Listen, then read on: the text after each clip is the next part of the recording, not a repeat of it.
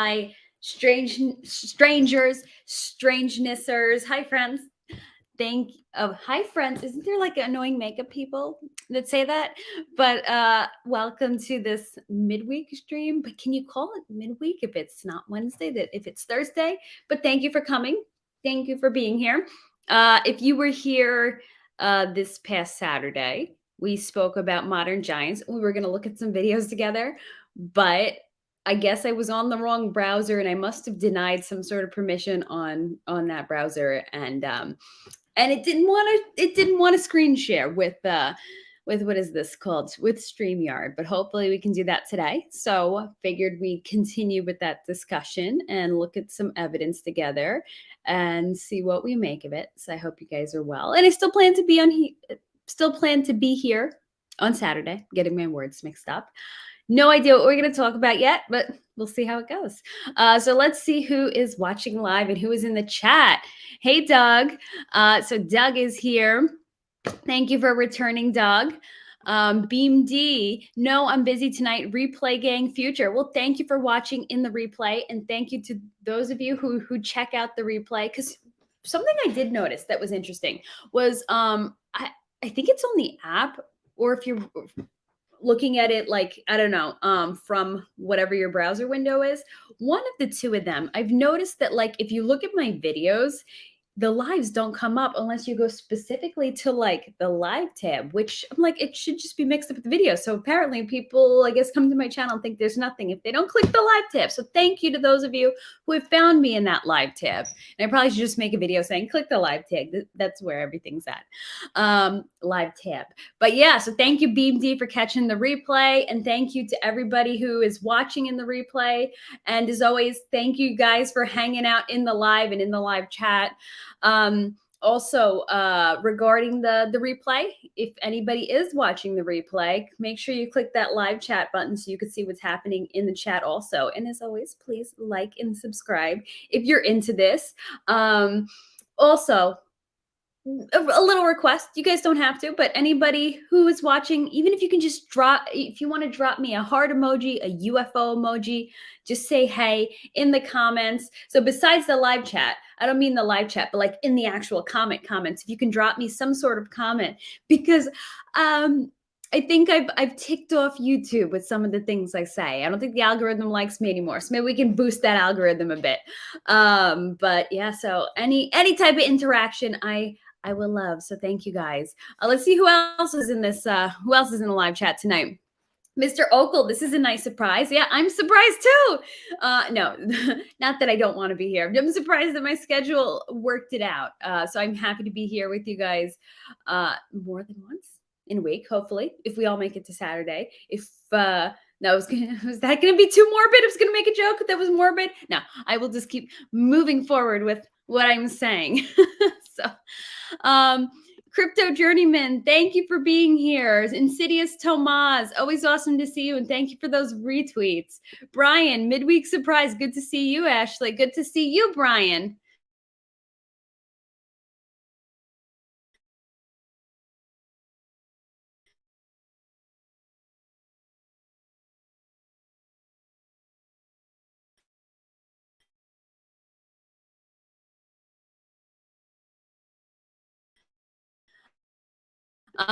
It's my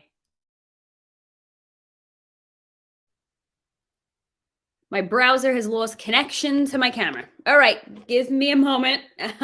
I am technical difficulties. Everything this week, I'm telling you, everything's going wrong with my tech. I had a class and I was supposed to film stuff for that class, and I had to hop on Zoom on my iPad and it didn't work. And then my laptop, disaster, constant disasters. So stick with me a moment as I troubleshoot this. Am I here? But my camera is connecting to my computer. This is frustrating. I'm sorry. Just give me a second to work this out. Restart my browser if this continues. Click the camera button to try again. What the? Start cam. Come on, man. All right, let's see.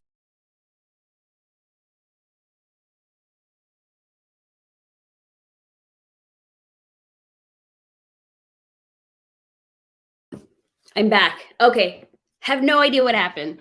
Everything's going wrong with tech this week. All right, there we go. Sorry, let me continue back to the comments. You only got the notification 3 minutes late.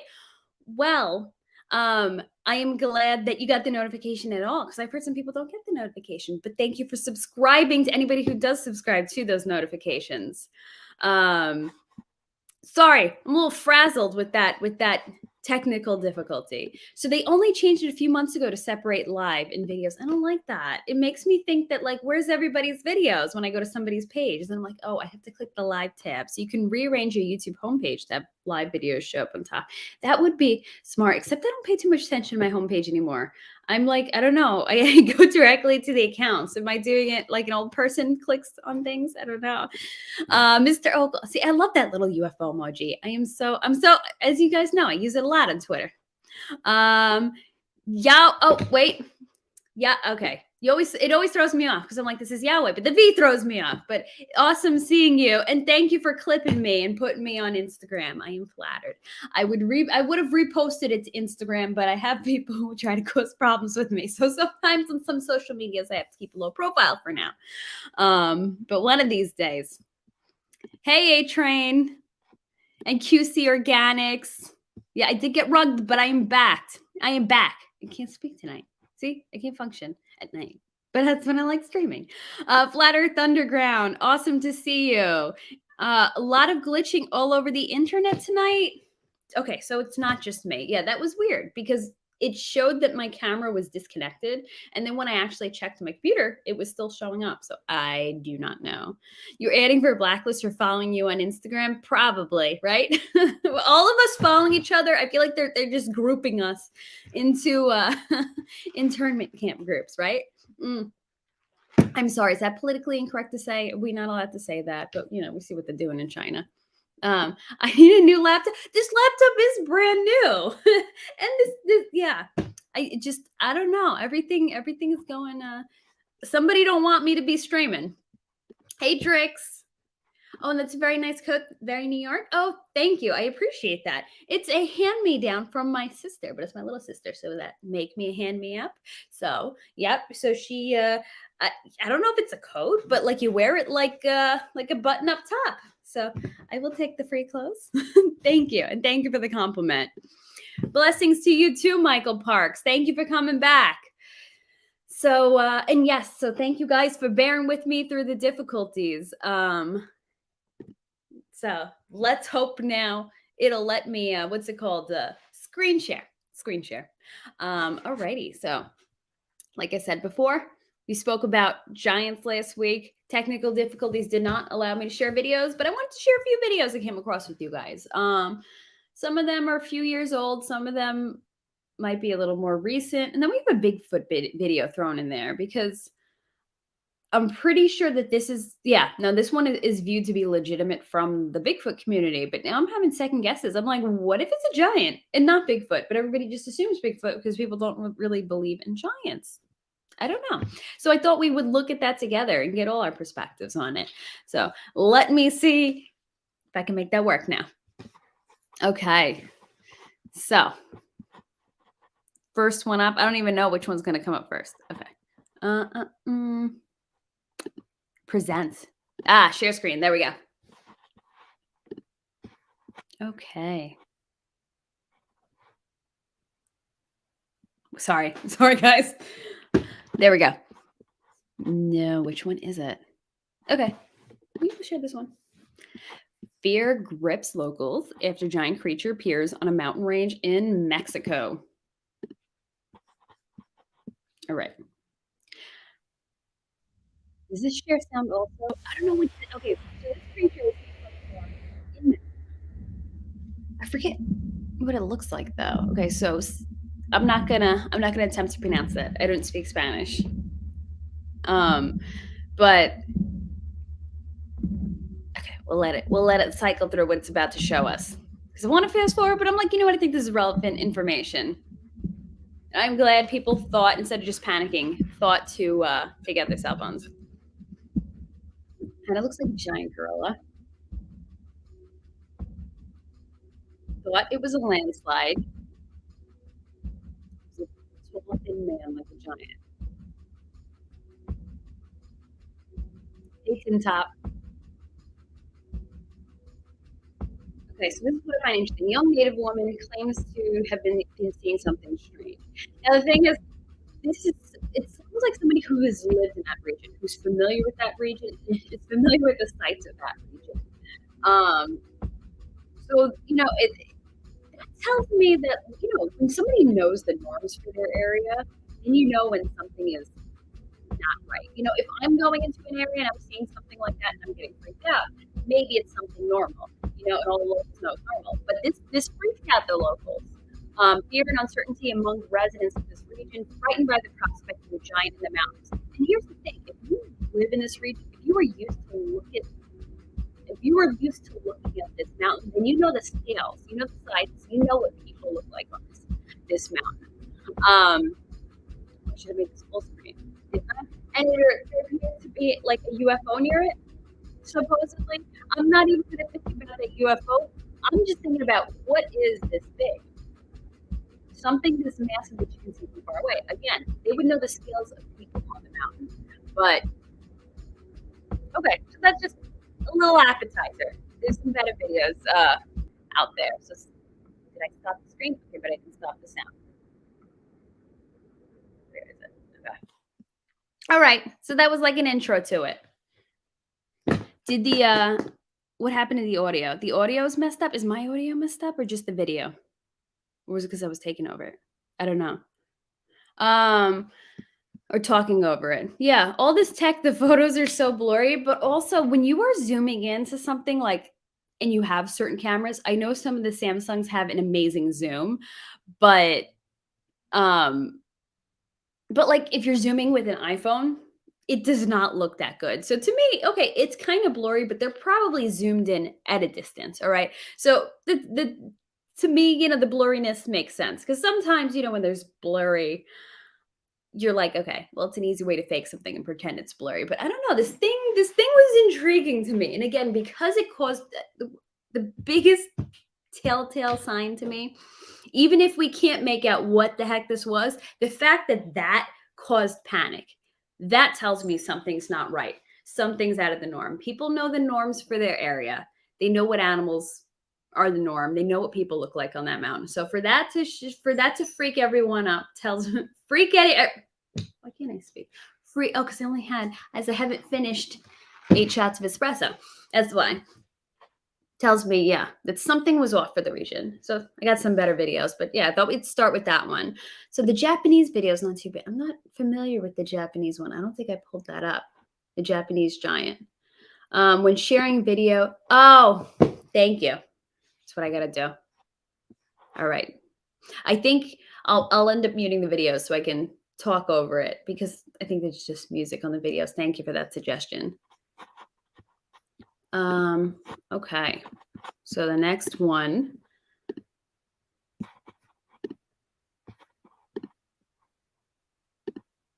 Okay, that was the one we just watched. Giant spotted in Peru. Let's pull out the giant spotted in Peru. And then let me go through and mute the video. I'm going to remember to do it this time. Okay. So the giant spotted in Peru video. Wait, maybe I can make this big. Okay. If you watch this video, you'll hear people panicking in the background. They're speaking Spanish. Again, I don't speak Spanish. I only know enough if somebody's insulting me in Spanish or not. That I can figure out. But beyond that, so this person is talking on the phone to a relative, and she is just like saying somebody's out there. There's something out in the mountain. The relatives are like, oh no, you're whatever, go to bed. You're tired, you're crazy, whatever. And they're having a back and forth. And she's like, no, I'm too scared. And again, if you're looking at videos of something going on in a region and the locals are panicking, then there's kind of a telltale sign that something's out of the norm, that there's something serious going on. So I don't know what this side by side is, aliens and people, but basically you see there's somebody standing on top of that rock. There's people that are just walking around, all those figures. And again, people in this area know what a person looks like at that distance on this mountain. So people are like, oh, you can't confirm it because you don't know how big this person, or how big those people actually are. Those people might be regular sized people silhouetted against the sky, right? But I'm like, no. If you live near a mountain, you know what people look like. So she's panicked that these are bigger than regular people. And the interesting thing is, this always seems to happen around mountains. A lot of times when you see giant sightings, even like the giants in Afghanistan. Afghanistan is a very mountainous region. Plus, where the military supposedly found these giants were like in a cave, in a mountain in general. So whenever you hear these things, they're always happening around mountains. But what's interesting is the timeline, right? Like when my I have something in my eye. Okay, I'm good. When my grandparents were young in Italy, it was different things that they were seeing when they were seeing high strangeness. My whatever, when you hear stories from family, I've never heard anybody talk about giants until relatively recently. So I think it's interesting that whatever these things are making an appearance now. I mean, they've always made an appearance throughout history. I have everything. I'm sorry, everything's going wrong tonight. My text's going wrong, and now I have something in my eye. But basically, that throughout history, these have always been a thing, but they're making a resurgence, just like the UFOs all of a sudden always, have been a thing throughout history, but they're making a massive resurgence now. So, what is going on in our time that these things are feeling confident enough to come out of their caves, that they want to walk around, that they're not afraid of being sighted? Is there a shift happening? Is this part of some sort of plan? Is it something energetic? Who knows? I don't know, but. So you think Tin Top, Photoshop shenanigans, you need to watch them feed to see if they are real. You can tell when they eat if it's fake. In that video, you can tell were they eating in that video? I don't know. So but you think it's Photoshop happening in that video? Like, what did you guys think of that last one? Like again, the biggest thing that I paid attention to was the woman panicking in the background on the phone. And the scale of those things. It looks like it's zoomed in from afar. When you look at people on top of a faraway hill or a small mountain, you usually can't see them that easily silhouetted, at least around here. So the fact that you can very clearly see them silhouetted around that backdrop, I find kind of weird, kind of concerning, because also this kind of resurgence of the giants now in modern times is to me kind of scary, because it's always talked about that these things eat people. It's not just a thing here and there. Like, okay, yes, it's in legend, but a lot of times legends are steeped in truth. So these human eating things are deciding to come out and play. Is that also a reason? Okay, no, I thought the camera was glitching. I mean, doing something again. A reason not to be in the mountains, Bigfoot, Wendigo, now the giants. I don't know. You were so far away, hard to tell. Yeah. But again, like those scales, the scale of it just something seems off. Let me find another one of them.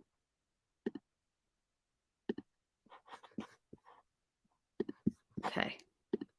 Sorry, guys. Give me a second.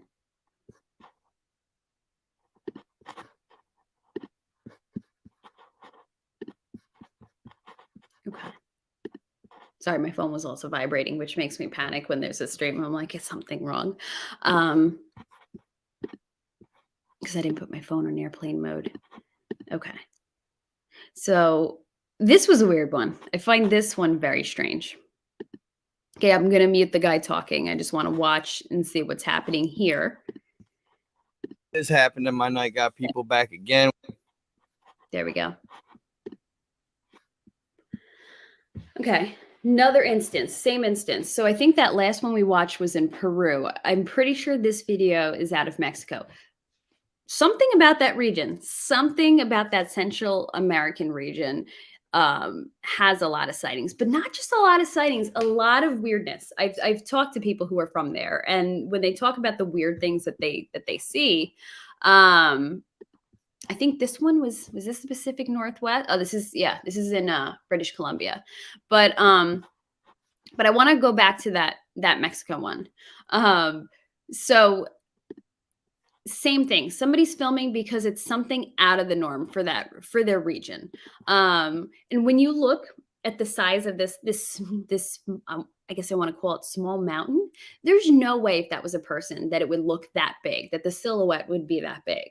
So that looks pretty significantly sized. And when we talk about giants, I think Tim Alberino believes that most of them tend to be like in the 9 to 16 foot range, or is it 16 to 23 foot range? I don't know, somewhere in that range. That there's not these massive giants that a lot of people talk about, these 30-foot giants, these 50-foot giants.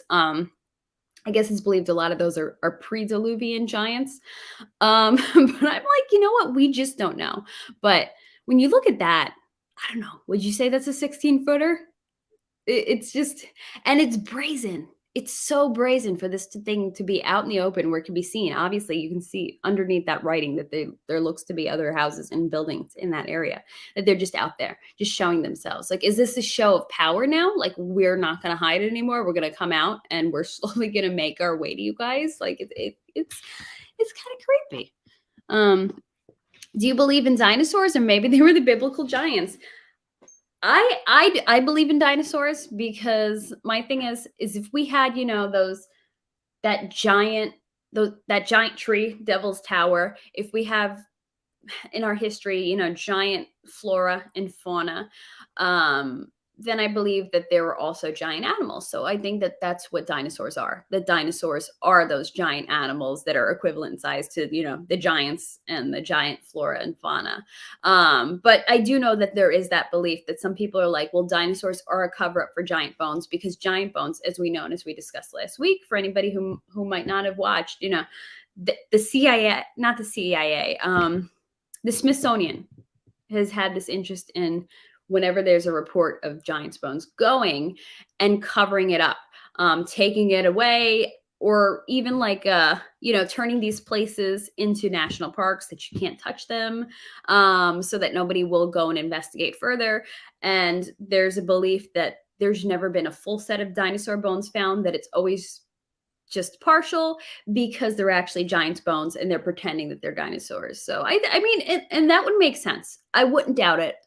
It wouldn't be shocking to me. But personally, I'm like, I think that just, I believe that they're giant reptiles, because it just goes along with that giant flora, fauna, giant, humanoid type thing too. That it kind of goes hand in hand. So, and then the next part of this was British Columbia sighting. And the interesting thing about this sighting is the man who witnessed it claims that the CIA has been after him ever since then. I'm pretty sure this is the video, which is odd, because it's like, well, this is Canada. What, why is the American government? I don't know. Why is the American government in anybody's business? Maybe because this is close to Washington State, but doesn't the CIA deal with foreign affairs? So then I wouldn't be shocked that they're in this Canadian person's business. But this guy claims that, yeah, there's been CIA issues ever since then. So I guess I think those are just the two that he shows. Oh, okay. So here we get to actually see the movement of that one in Mexico. So we actually, okay, so it's apparently not an antenna or anything. We see this thing moving. We see it bending. It's yeah. I don't even know what to think of it. Okay, I have no idea what was happening in the rest of this. I can't remember this one. Okay, so this was still the same thing. So ends up, okay, walking down the mountain. I'm sorry, I've seen a few of these. I can't remember which is which now. But yeah, you see moving, you see walking down the mountain, and it definitely is walking it like on two legs. It looks humanoid. And from that distance, this, you can kind of get a feeling for the scale of it, and it definitely does not look Bigfoot scale. I don't know. What do you guys think of this one? I think this is one of the most interesting ones I've seen, because I felt like that other one from Peru,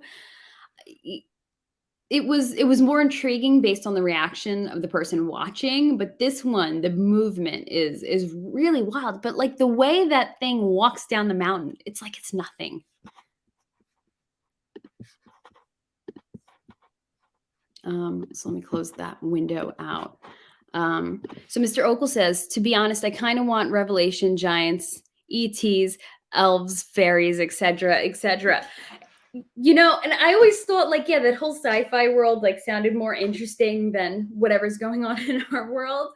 But now I'm like starting to realize that maybe the world we live in is pretty much like that. That we do live in this world that giants are real, you know, the titans are real. I don't know enough about fairies, but aliens are real. Like I feel like everything kind of confirms itself with that Genesis 6 worldview. Somebody please meme these videos with RH twerking on top of the mountains. Next to the giant or instead of the giant? Saying, oh no, it wasn't a giant. It was actually RH, right? I guess, you know, be a way to spread the word, right? People looking for giant videos end up finding Richard on top of a mountain.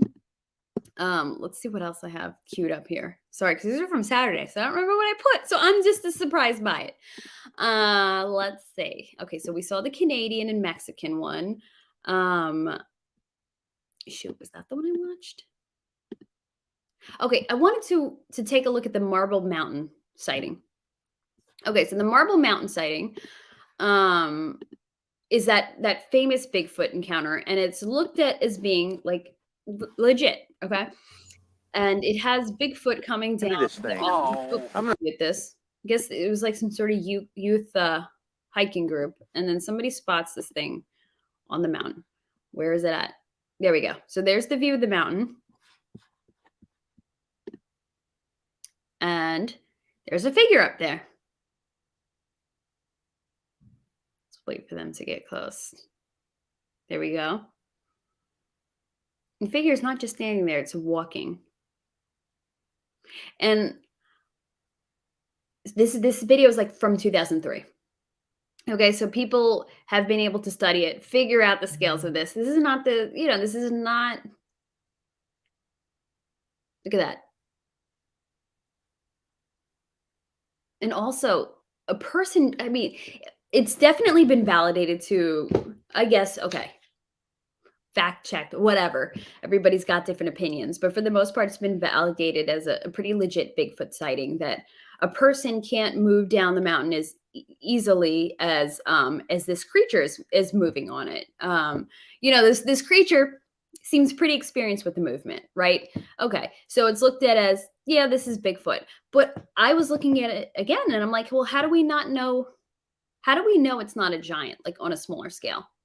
You know, one of the 9-foot giants, one of the 16-foot giants, right? They didn't see this thing up close.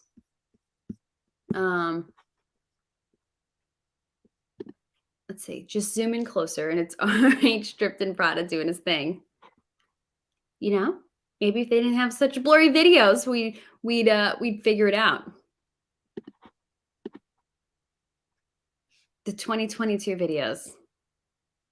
You know what? I had seen some recent videos, but I couldn't find them again. Of course, anytime you find something recent, you can never find them again. But I know that Mexican one or the Peruvian one, they're not that old. They're relatively recent. Might not be this year, but they're within, I feel like, the past few years. But this thing is pretty massive.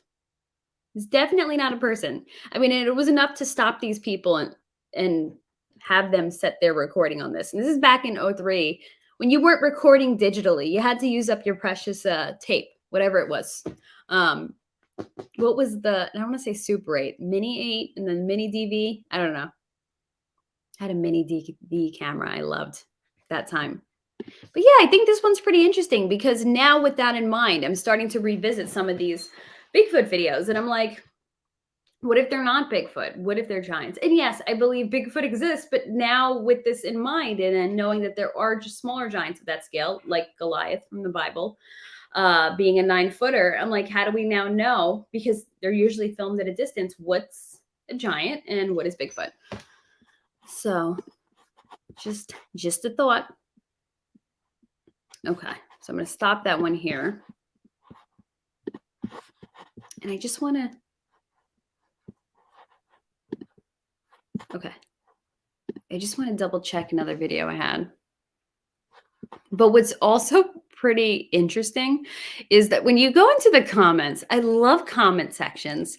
When you see the discussion on it, it just kind of really, it opens your eyes, like seeing other people's stories, seeing other people reference other things or make connections about what they're seeing in the video. And so I would encourage you guys to really just, go into these videos, search through them, check out the comment section, because I was already of the belief that, you know what, if all these other things are real, then giants must be real too. And the more I'm seeing, I'm like, oh, it's a certainty. It definitely is. So if you are not of that giant persuasion, just start checking out the reports from people that like want to be anonymous, the people that you kind of got to blur their voice and stuff. Not blur their voice, blur their view, mask their voice, and then look at the videos and look at the comments. I mean, I feel like the giant thing is easier to find evidence for than Bigfoot, because more people are thinking about Bigfoot. I feel like there's going to be more fake footage. And I'm not saying Bigfoot is fake. I totally believe Bigfoot is real. But I believe more people are going to be faking that Bigfoot footage because it's more of an attention getter. And if you want to go see some legit Bigfoot accounts, Hexnoob has some. Squatch Me Now is a great resource for those of you, just on a tangent and want to check out Bigfoot. But the thing is, like, because giants aren't as much of an attention getter, people aren't talking about it as much. Yes, we are, but most people aren't. Most people don't believe it. You're not going to find that much faked giant footage. So when you go and start digging in it, it's weird, but it also makes me like why don't people sneak in and start digging up those surface mounds and digging up those other burial mounds that supposedly giant bones are in? How come we don't have more people messing around with them? I'm sure it carries a heavy penalty. Am I going to get in trouble for encouraging people to dig up historical sites? No, I'm not saying that. But I'm like, I am maybe what I'm trying to say in a way that's not going to get me in trouble, but I am surprised more people aren't messing around and trying to get to the truth of that, because obviously we can't get into the Smithsonian archives, but I feel like those are right there. And the answers are right there. Like, go take your whatever ground x-raying equipment and walk up and down those mounds, because there's got to be something in there. That's why they're protecting them with state parks and whatever type of parks that are, I don't know, going on there. I'm just, and this this stream, I know, is just kind of random and sharing videos because I just wanted to I don't know, I wanted to go back and forth a little bit more with you guys and get your take on this. Like, are you convinced in the I'm not going to say truth of giants because that sounds biased, but what do you think? What do you think of the giant phenomenon? Do you think it's hype? Do you think it's real? I'm curious. I want to know what you all think. Drop it in the live chat. Let's see. Because I am sold on it. But weren't most wiped out biblically, I can't speak tonight. Biblically speaking, do you think these may be descendants or some hybrid? Well, I definitely think that there is like no 100% giant blood thing happening, that they are hybrid. They're a hybrid between a fallen angel and a human, the Nephilim. That's what giants are. And then there's two modes of of belief for their breeding. So some people believe that, okay, now that they are this hybrid, that they are the Nephilim, that they're breeding with each other just like any other species would. So, almost like they kind of become their own species through that. Another school of thought is that they are continuing their line by continually breeding with humans, because giants aren't always that huge during their whole lives. That it takes them a while to to grow to that size, so that they're breeding their teenage giants with humans, and that's how they're continuing their line. So there's two schools of thought. I believe the giants are breeding with each other because if they're living in the cave systems, and just like that kind of Kandahar giant had kind of, indicated that's where they found it. They pulled it out of the cave, had very gray skin, like it wasn't coming into the sunlight. So there's that. And then that is like a hot like debate topic. So the deluge, the Noatic flood, the flood that Noah built the ark on, the belief is that God did that to cleanse the human DNA because it was so infiltrated with Nephilim DNA, and somehow the giants, a few survived. So there's the thought that they went into some sort of underground chambers, and that was how they ended up surviving and then coming back. But yet the giant population is much smaller than it was back in the day. I wonder this. Angels have free will, right? So we had that big fall early on, in Genesis, the whole Genesis 6 thing. And in that, those were that brought on the Nephilim, right? But my thing is angels have free will, so they can decide to rebel at any point. So how do we not know that there's not a rebellion happening here and there? And I don't mean like a major rebellion like that, like what happened back then. But I'm talking here and there. How do we know an angel isn't like vacating their post every once in a while? And that some of them did do that after the flood, and that's brought the Nephilim, but it's just not at that point yet. But the interesting thing is, when the Bible talks about the end times, it says it will be as in the time of Noah. So a lot of Christians are like, the end is now, the end times are now. But I'm like, and I don't know, who knows? We don't know. But my thing is, I'm like, being that the human genome was so, so perverted by Nephilim DNA back in the that time of Noah, I'm like, we're not there yet. We are possibly getting to it, but we're not there. So I don't know. I think it's really so. I think that we can potentially get back to that point, and I think my opinion is that that there are angels that still defect every now and then, and that's what's bringing our post-diluvian Nephilim into play. So yeah, so QC Organics, 100%. So you believe that, yep, the giants are real, and the Smithsonian has the bones. Let me tell you, I saw a great shirt that says the Smithsonian has the bones. It was so cool. Yeah. Oh gosh. Like, and here's these things, these institutions that portray themselves as like, oh, we are here for your good, and we are here to what's it called, to teach you and to learn and to preserve your human history. Like that's how the Smithsonian paints itself, right? When you go, you see all these different things from aviation history and this and that, right? Was that the Air and Space Museum is part of the Smithsonian, right? But then here they are just completely lying to us and hiding stuff on us, from us. So it's like, they're not our friends trying to teach us. They're doing that. That's their front. They're like, they're like a gang. They got the front business. But then this is what they're actually in the business of, hiding history, and that they have the bones. And I believe that. I want to believe, man. So you want to believe the giants are thing. Okay. So you're open to it, man. Like what? Agent Mulder, man. Sorry, I love that. I love his I want to believe, because he's like, just coming from his heart, man. I love the X-Files, as you guys know. So yes to giants, Bigfoot, and hybrids. So yeah, we are completely on the same page. And man, those human alien hybrids that walk around as part of that the Greada Treaty. Is that it? I always screw that up. The Greada Treaty. I heard about that once. I want to hear so much more about it.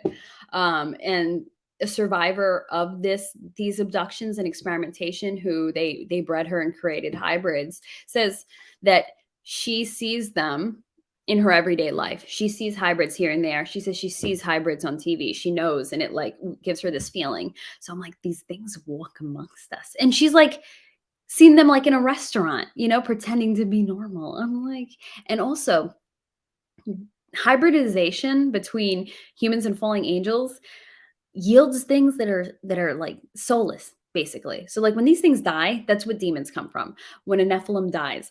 So I'm like, there's these soulless creatures walking around. It's just eerie. I'm like, gosh, is that something, do you have to have been a part of that in order to recognize the hybrids? Or can you develop that discernment to figure it out? Because it's like kind of like, wow, wouldn't it be cool to have that? Or would that like really be warped and mess with you? I don't know.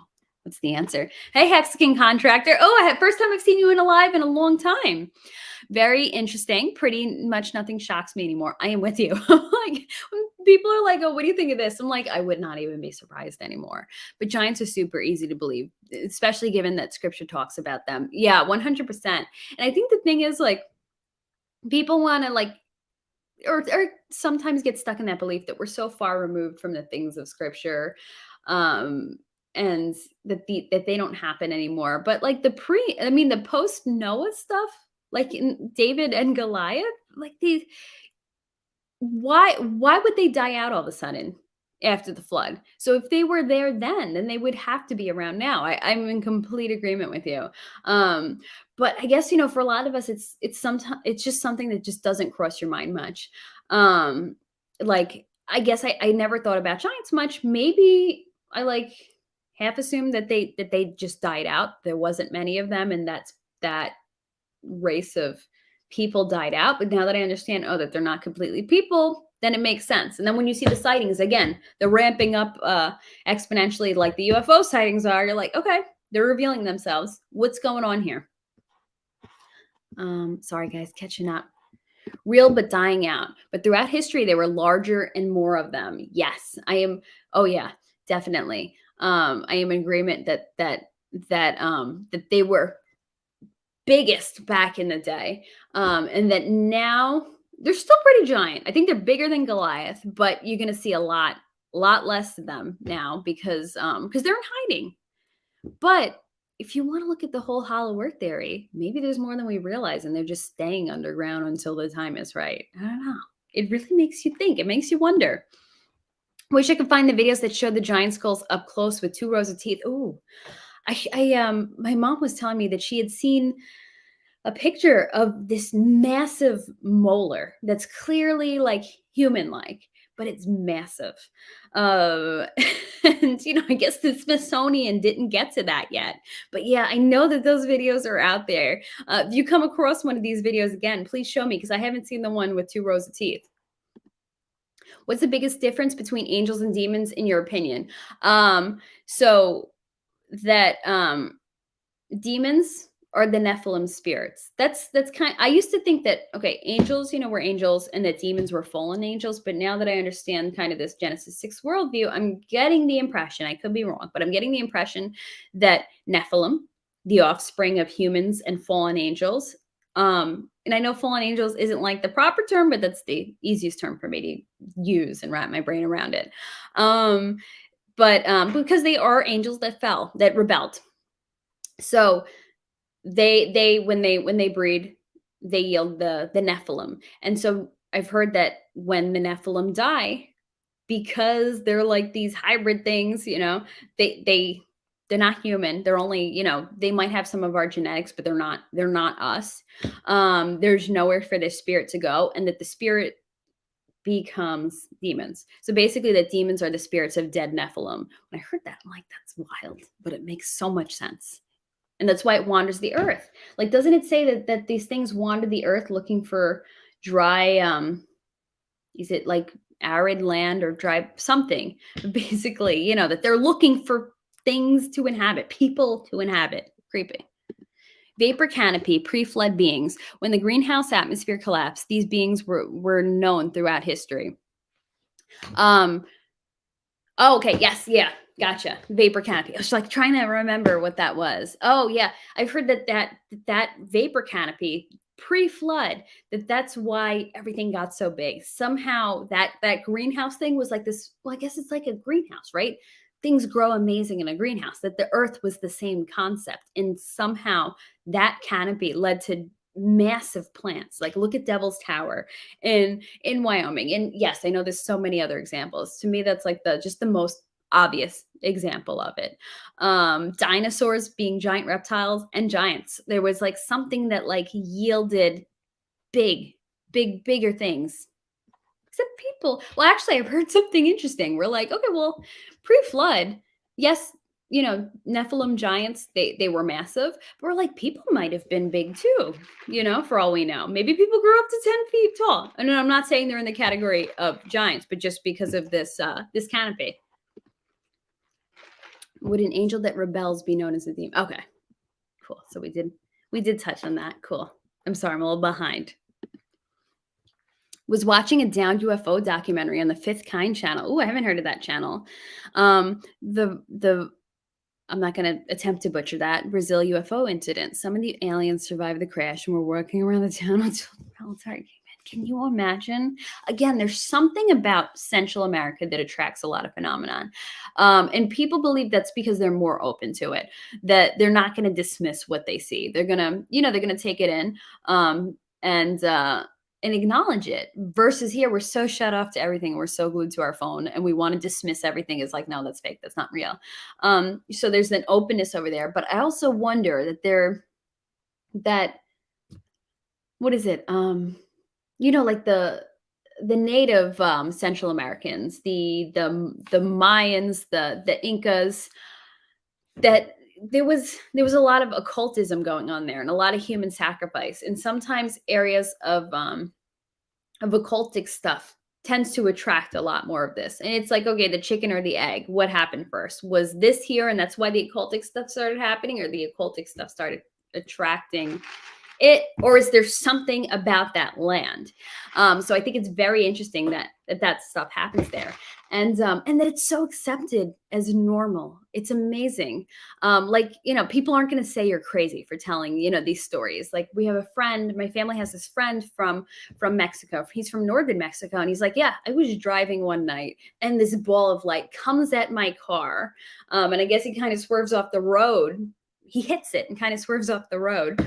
And he gets out of his car and he looks, and this ball of light cracked his windshield, and like in America, people would be like dismissing it as something else entirely. But, but they're like, you know what? No, that happened and it was real and it's a thing. And I guess, I don't know, because people are open to it, or maybe there's more rural land out there. I don't know, but there's something about that region.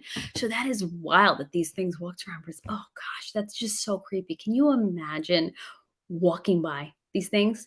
Actually, communion, Whitley Strieber's Communion, he mentioned that in the city, he was a repeated abduction survivor, and he had a country house in upstate New York, but he lived down in the city. And he said, walking through the city, I would see aliens walking amongst the people. But I don't know if there was like, people were under like this whatever hypnosis spell where they couldn't see the alien they were walking by. So these things were walking amongst the people. Nobody else can see it. That's incredible. I have to look up this UFO incident. My mind is blown.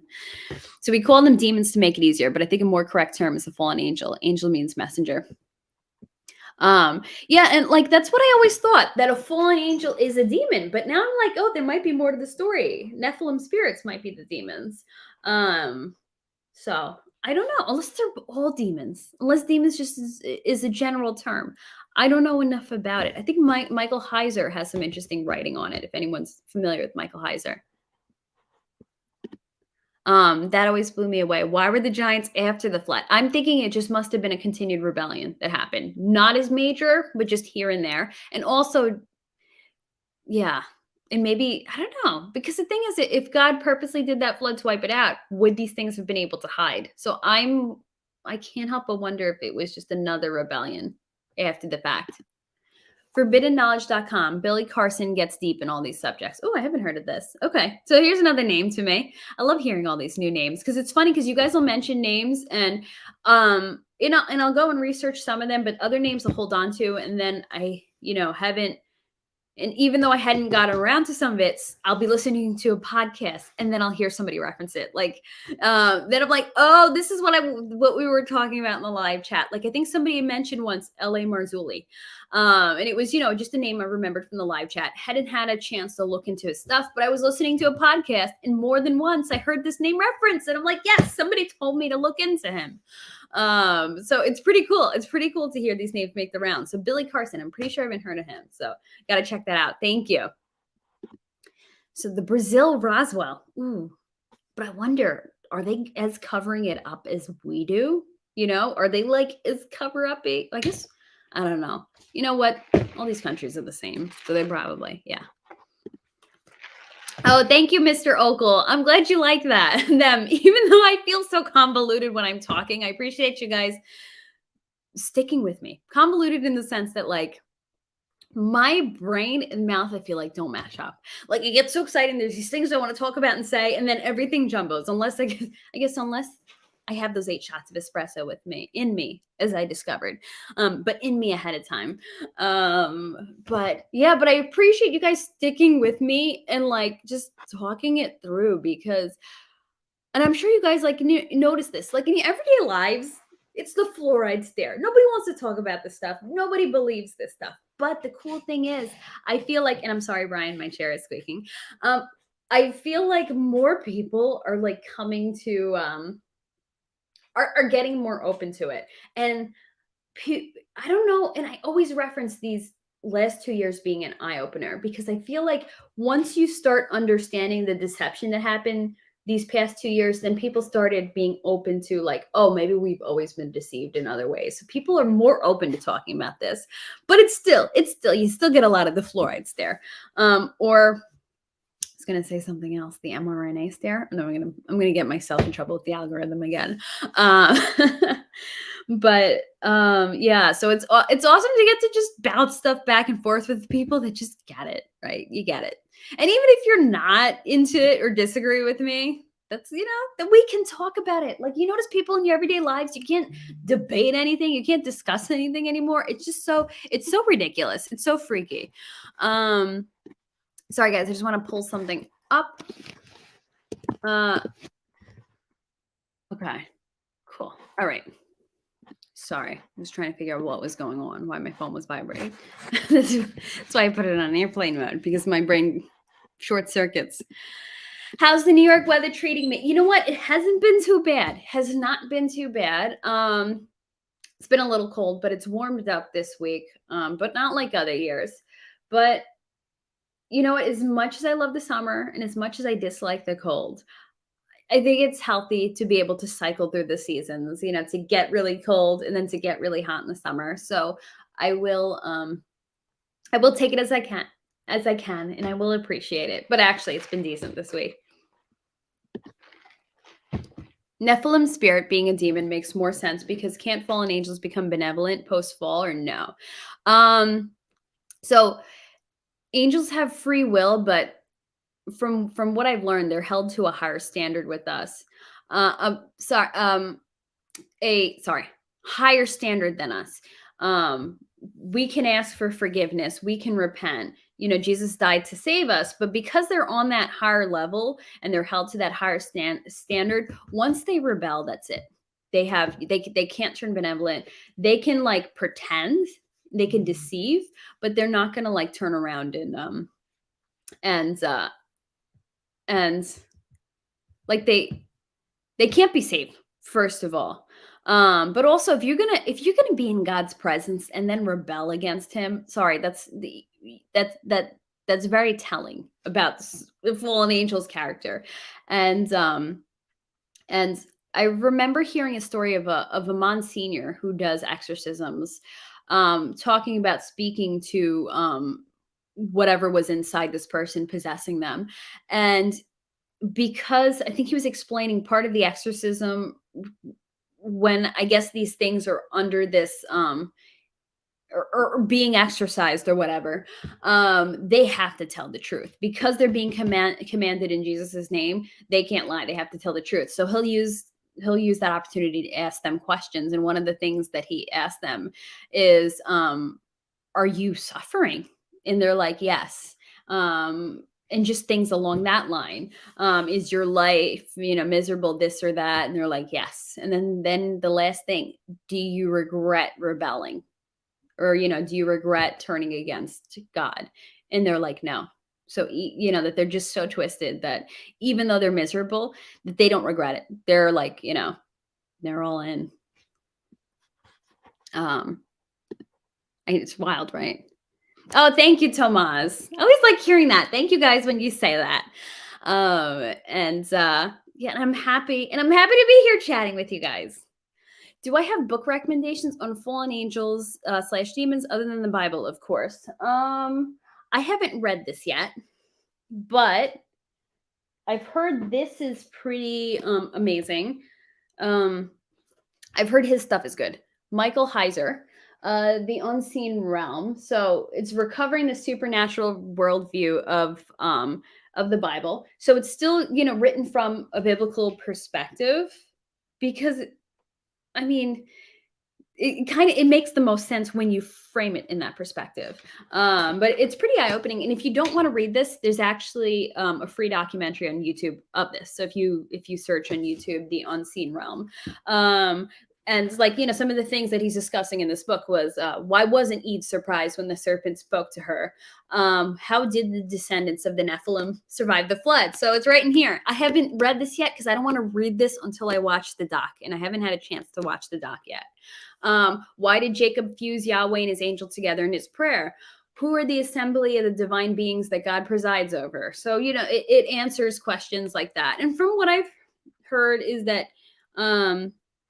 for people concerned about how biblical this is, I've heard for the most part that this is pretty biblical. I've heard him say a few things on ghosts that I don't agree with. And he believes, though, you can communicate with the dead, but we're just asked not to do it because you don't know if you're being deceived, if the person really is dead that you're speaking to, or if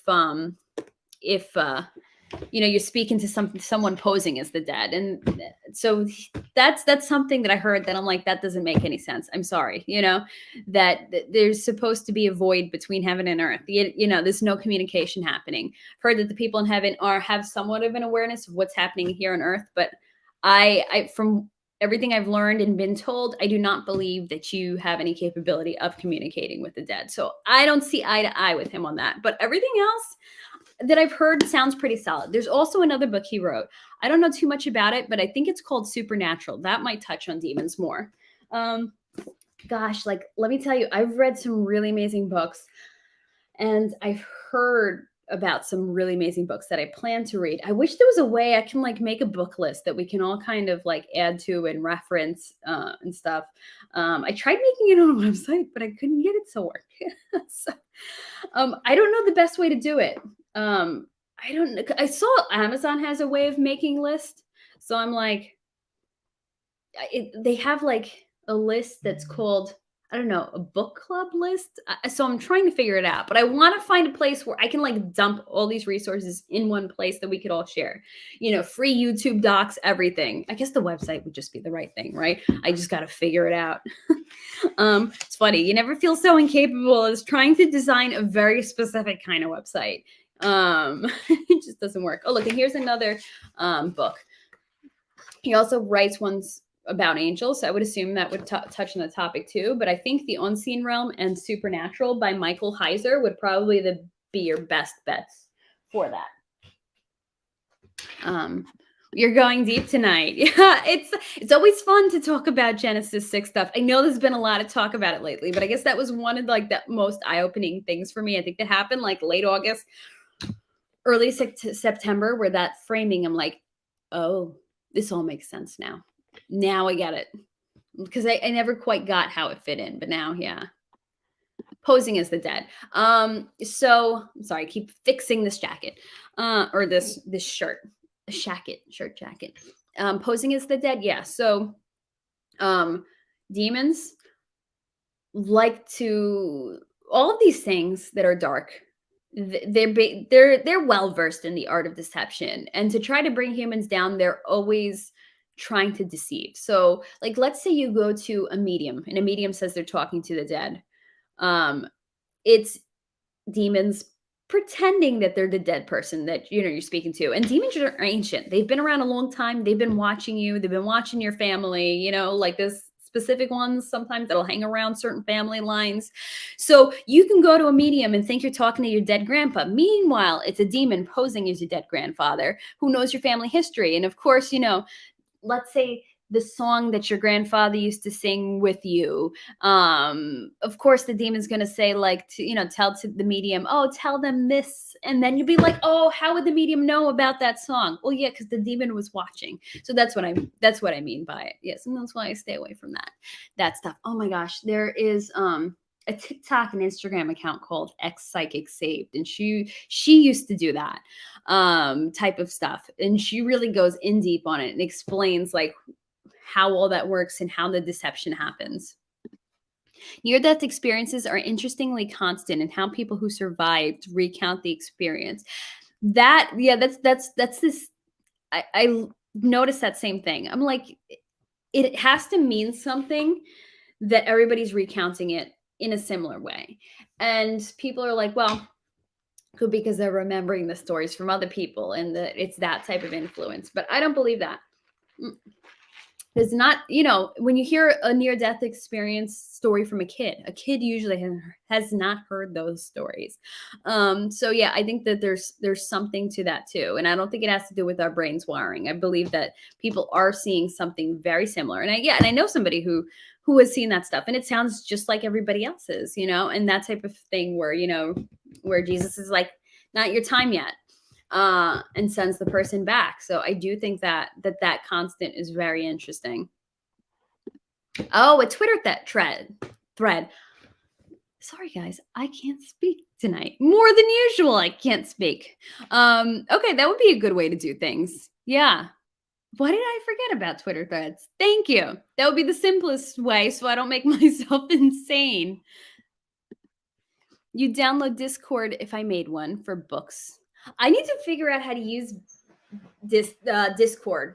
I don't think it's that hard, but I used to use it for something Firefly, Serenity related, and then I went on again and I was confused by it, but I really have to revisit that. That could be cool. In a place where we can actually say things without the algorithm freaking out or getting banned off of here. That would be fun. That's a good idea.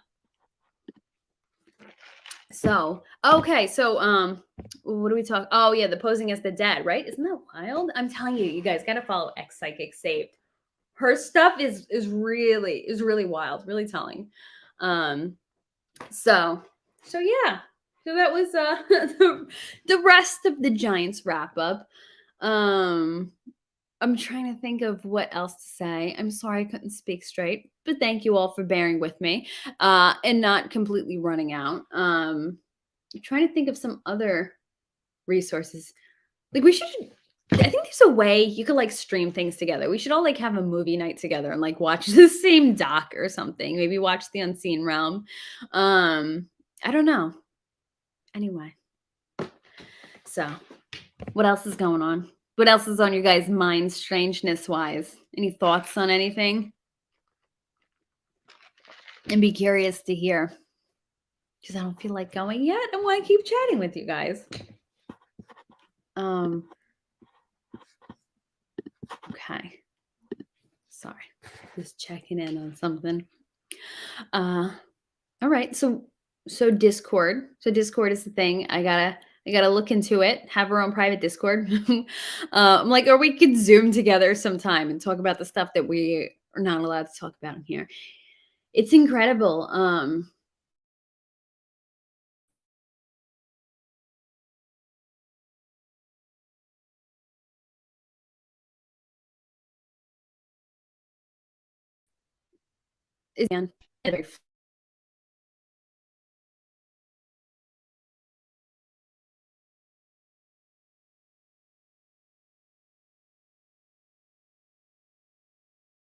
There we go.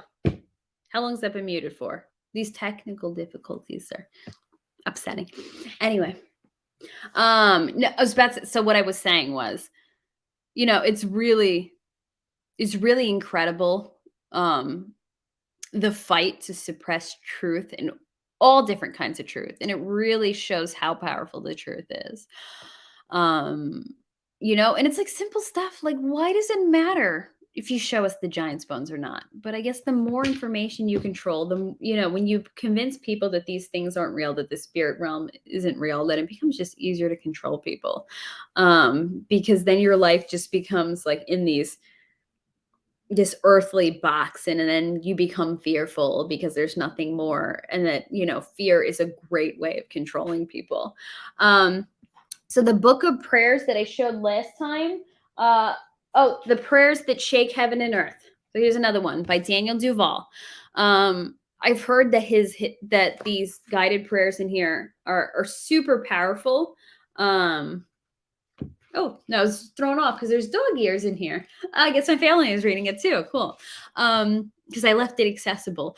But so some of the things that Daniel Duval says, I don't know how biblical they are.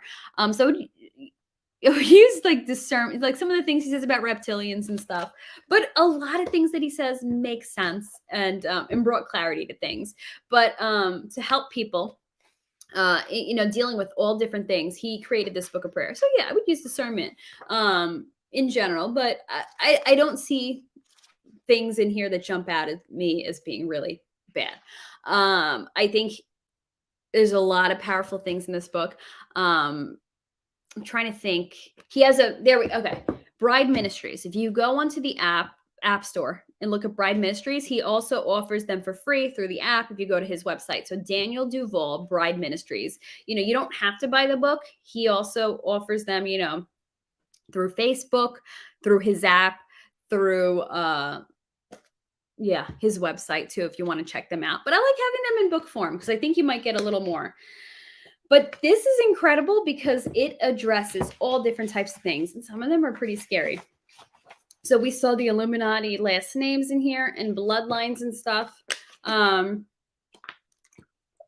know, right? Stream glitching. Wonder why. Let me tell you, I've been having a lot of this lately, more than ever. And it's not just my tech. Yes, my iPad having an issue this week. My iPad's from 2016. Yes, it could have been that. But my MacBook that's like a year old, and this phone that's not that old, that I'm using as my webcam, it is a little strange. But yeah, the something that's really interesting is, okay, you have basic general Christian prayers, how to be saved. Here's a morning prayer. Here's an evening prayer. Here's ways to pray through the Psalms. Here's a home cleansing prayer. Here's a prayer for finances, prayer for your pets. It's pretty cool. But then when you get into like certain things of the ministry prayers, like this is like what gets wild. Like here's a prayer for freedom from Illuminati bloodlines and genetics. If you believe your bloodlines have been affected by them, really learning the power of bloodlines lately. It's incredible and it's amazing because the more you learn about it, the more spiritual attack you come under. So it must be very significant. Freedom from human persecutors, freedom, this is wild, from fallen heavenly powers. And I haven't even gone through this whole book yet. Freedom from fallen angel bloodlines and genetics. Because there are some people, I guess, there's a belief that some people do walk around with some of this genetics in them. I don't subscribe to that because then how would you have a soul? Because the Nephilim don't, because wouldn't that just make you Nephilim? But I don't know enough about it. This is wild. Freedom from synthetic genetics, freedom from other non-human bloodlines. So because he does ministry for people that are, he'll counsel people who have been messed with, like in terms of like transhumanism. So I believe that that's where the freedom from synthetic genetics prayer comes into play. There have been people who've been messed with, who are oppressed by reptilians. They're just all different things. And his prayers are like based on that type of ministry that he does. And then each progressive book becomes more and more like mind-blowing with the type of stuff that it deals with. So this is its most basic, prayers that shake heaven and earth. And then there's like more prayers, and then there's like extreme prayers. So a few different things happening with him, with what he's doing. But Billy Carson has a beginner's guide on the Emerald Tablets. I can't wait to dig into. The Emerald Tablets, is that like one of those artifacts found kind of like the crystal skull type things? I don't think I'm familiar with the Emerald Tablets. Oh, that's cool.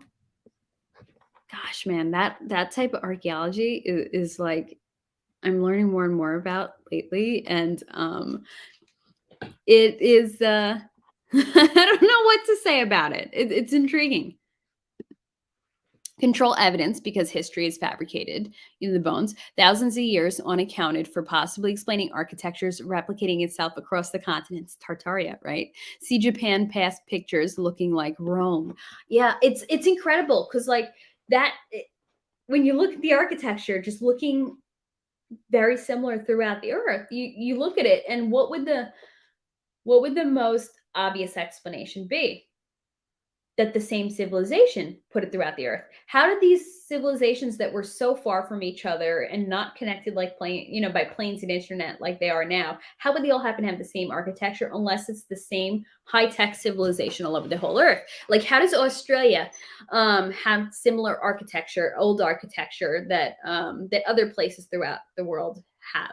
You know, okay, yes, people, boats, and whatever, and pictures that were shared in Australia as a penal colony. But there's the belief that this stuff is way older and that there was an advanced civilization that was destroyed during a Great Reset. Because there's been many throughout history that has, that had expanded to cover the whole earth. I heard somebody saying the Great Wall of China is another example. Yes, we think the Chinese made it. We were taught that, but that it might actually be, Tartarian architecture. And it's amazing because, the more and more you see is hidden, then you really start to doubt so much of history. Like how much of our history is actually real? Like I like visiting historical things. I love, learning. But now I wonder, I'm like, how much of the truth is actually legit, or how much of the truth, sorry, how much of the information is actually the truth? How legit is this stuff, Or are we just being fed lies when we tour these places? I'm not saying that the places aren't real, but like the stories of it. Like when you go and tour ancient Egypt, you get in all that BS history. That likely wasn't the Egyptians building that stuff. The Egyptians basically moved into the stuff, and the stuff was ancient to the Egyptians. Like it's really incredible. I think Megalithic Marvels covers a lot on that. You know what? Yeah, when I heard about it, I'm like, I really have to get his stuff. Again, whenever you do look into this stuff, use discernment. Like what does the Bible say? Test every spirit against the word of God. But use your discernment. But there's a lot of things that do make sense in these books and could be pretty helpful. And what I do like is that there is some explanation too going on in here. So here, let me find something in here. This is cool. So like here, freedom from fallen heavenly powers. So he starts it out. I mean, there's like 2 pages on this mostly. Mainly, mostly. I don't know what I'm saying tonight. Can't speak. But there's like 2 pages talking about this. But even just the way it starts out, you kind of get an interesting, interesting explanation. It says, in the process of getting freedom in Christ Jesus, it can at times be necessary to separate from principalities and other types of fallen hosts in the heavens. Separating from a fallen angel's influence is different than casting out low-level demons. That was very interesting. And he talks about that being freed from a fallen angel is very different than being freed from a demon, and he goes into the different reasons because of that. So what's cool is like besides the prayers, you're getting different explanations too. So I think it's pretty interesting. And again, you get the bloodline list, the Illuminati families, the Illuminati bloodlines. So pretty interesting. Sorry, I'm getting distracted by it.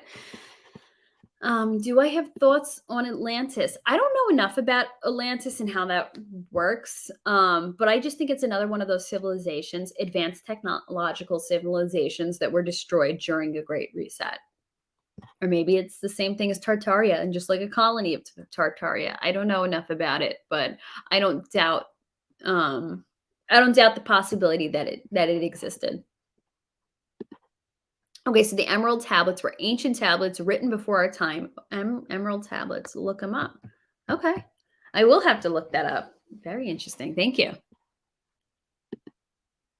Right? Yeah, Australia. I mean, it was just supposed to be a penal colony back then. So why would they put this great architecture on there? So we want to believe that that while dealing with prisoners, that they had this beautiful architecture up to for what, the prisoners' enjoyment, or for, I don't get it. Yeah, you had free labor, but still, it makes no sense unless you had an advanced civilization spanning over the whole earth, putting their architectural design all over the whole earth. Same with the South American people. They told the Spaniards that the mega structures were just there abandoned and the people who built them were gone. There you go. That's so cool. I mean, I think it's amazing that it was acknowledged back then. And that, yeah, they were like, yeah, totally. It was old, ancient. It's been here. We don't know what it is. They told the Spaniards that. But then, we want to rewrite history. And then in our history books, we're teaching the kids that, no, those ancient people actually did build it. Meanwhile, they're like, no, we didn't. It was here. So same thing in Egypt. So they say a lot of our architecture, the stuff that we claim was built in the 1700s and 1800s, were old Tartarian architecture that we just kind of moved into and claimed it as our own, just like the ancient Egyptians did. Have you read the Book of Enoch? I started it a little while ago. I need to get back into it. That story. Wow. I have not. I just know bits and pieces of it. I do plan to, but I just want to go into Enoch 1, not 2 and 3, because I've heard 2 and 3. Like Enoch 1 was actually, so it's not scriptures. So we don't want to take it as biblical scriptures, but it's more of a historical reference. People in the Bible looked at it as their history. So when I plan to read the Book of Enoch, I only plan to read Enoch 1 and not 2 and 3, because I've heard that 2 and 3 is kind of debatable, the validity of it, and also the way it was written, whether there was like a not good influence in writing it. I've heard, different debate, Gnostic influence, or that it was demonic and somebody was under that influence in writing it. So I would stay away from 2 and 3 personally, if it were me. But I do plan to read 1. And I believe Michael Heiser, who wrote that book, the other book that I showed you, has a guide to Enoch too. So if you want to use that, I might, when I read it, use that as my companion to it. Not scriptures, because man left it out. Oh gosh, what do they call that? What is that? The Council of Nicaea. Interestingly, the certain parts of the Eastern Orthodox Church, I've heard, consider that scripture, and that the Ethiopian Orthodox Church definitely considers that scripture. So I think that's interesting. For now, I'm just going to take it as a historical reference for me. You Think I'd Love What on Earth Happened by Waranan. Is that a YouTube thing? I've never heard that person before. Or is that a book? Ashley Ash got it going on. Oh, thank you. After their exodus from Egypt, ancient Israel had to deal with tribes of giants. The Amim, the Zamzumim, the Raphaim. The Raphaim were said to be the biggest of them. You know what? I am just now learning about the different tribes of giants. And I guess it makes sense that, like people, not that they are people, but like people, that they would segment themselves into tribes. But weren't also the Raphaim the most violent amongst them? Man, John, you really know your stuff. You do. I forget how many tribes were there. It's interesting because a lot of dark kind of what's it called? They like to mimic the good things, right? So just like there's the tribes of Israel, what are the tribes of giants also kind of mimicking? So I'm like, do they have the same amount of tribes? I don't know. My brain is just going off in a different direction. So let's see. Check out Steve Quayle's and Timothy Alberino's work at gen6.com. I was just listening to Tim Alberino's Blurry Creatures interview, and he I think it's interesting his perspective. I feel like he takes a more conservative perspective on giants. He's like, no, they're not 30 feet tall. They're not this tall. They're more like 16 feet. It's interesting his perspective, like, you know, because there's so many different views on it. I feel like he takes the more conservative approach, that he's not going to throw out these wild guesses. So I do appreciate that. So yeah, so I'm new to his work. But I want to hear more of what he has to say. I have a YouTube video saved that I had meant to watch. I think it's on Prophecy Watch or Prophecy Watchers. He has a video that sounds interesting called Fallen Angel Technology. So that I want to watch, because I think that's where a lot of our tech comes from, that we're not like these brilliant technological people, that a lot of it is just adopted from the fallen angels. Yes, amen to that. Discernment with everything always. Because from every turn, whether it be from human entities or non-human entities, everything is trying to deceive us. So that's why, yeah, it's awesome to stop, pray, and ask for discernment in those situations, in every situation, honestly. John Davis was wondering when you'd show up. Yeah, I was thinking of you too. I'm like, this is right down John's alley, right up John's alley. Started watching What on Earth Happened for the second time. Epic voice, yes. 8 hours long. Oh, good watch. Okay, so it sounds like a YouTube thing. 8 hours. Okay, so it is YouTube video. Grab some water, snacks, and immerse. Put the TV on if you can with good speakers. Okay, cool. Okay, so gen6.com, is that where? No, sorry. So that's What on Earth Happened and gen6.com are two different things.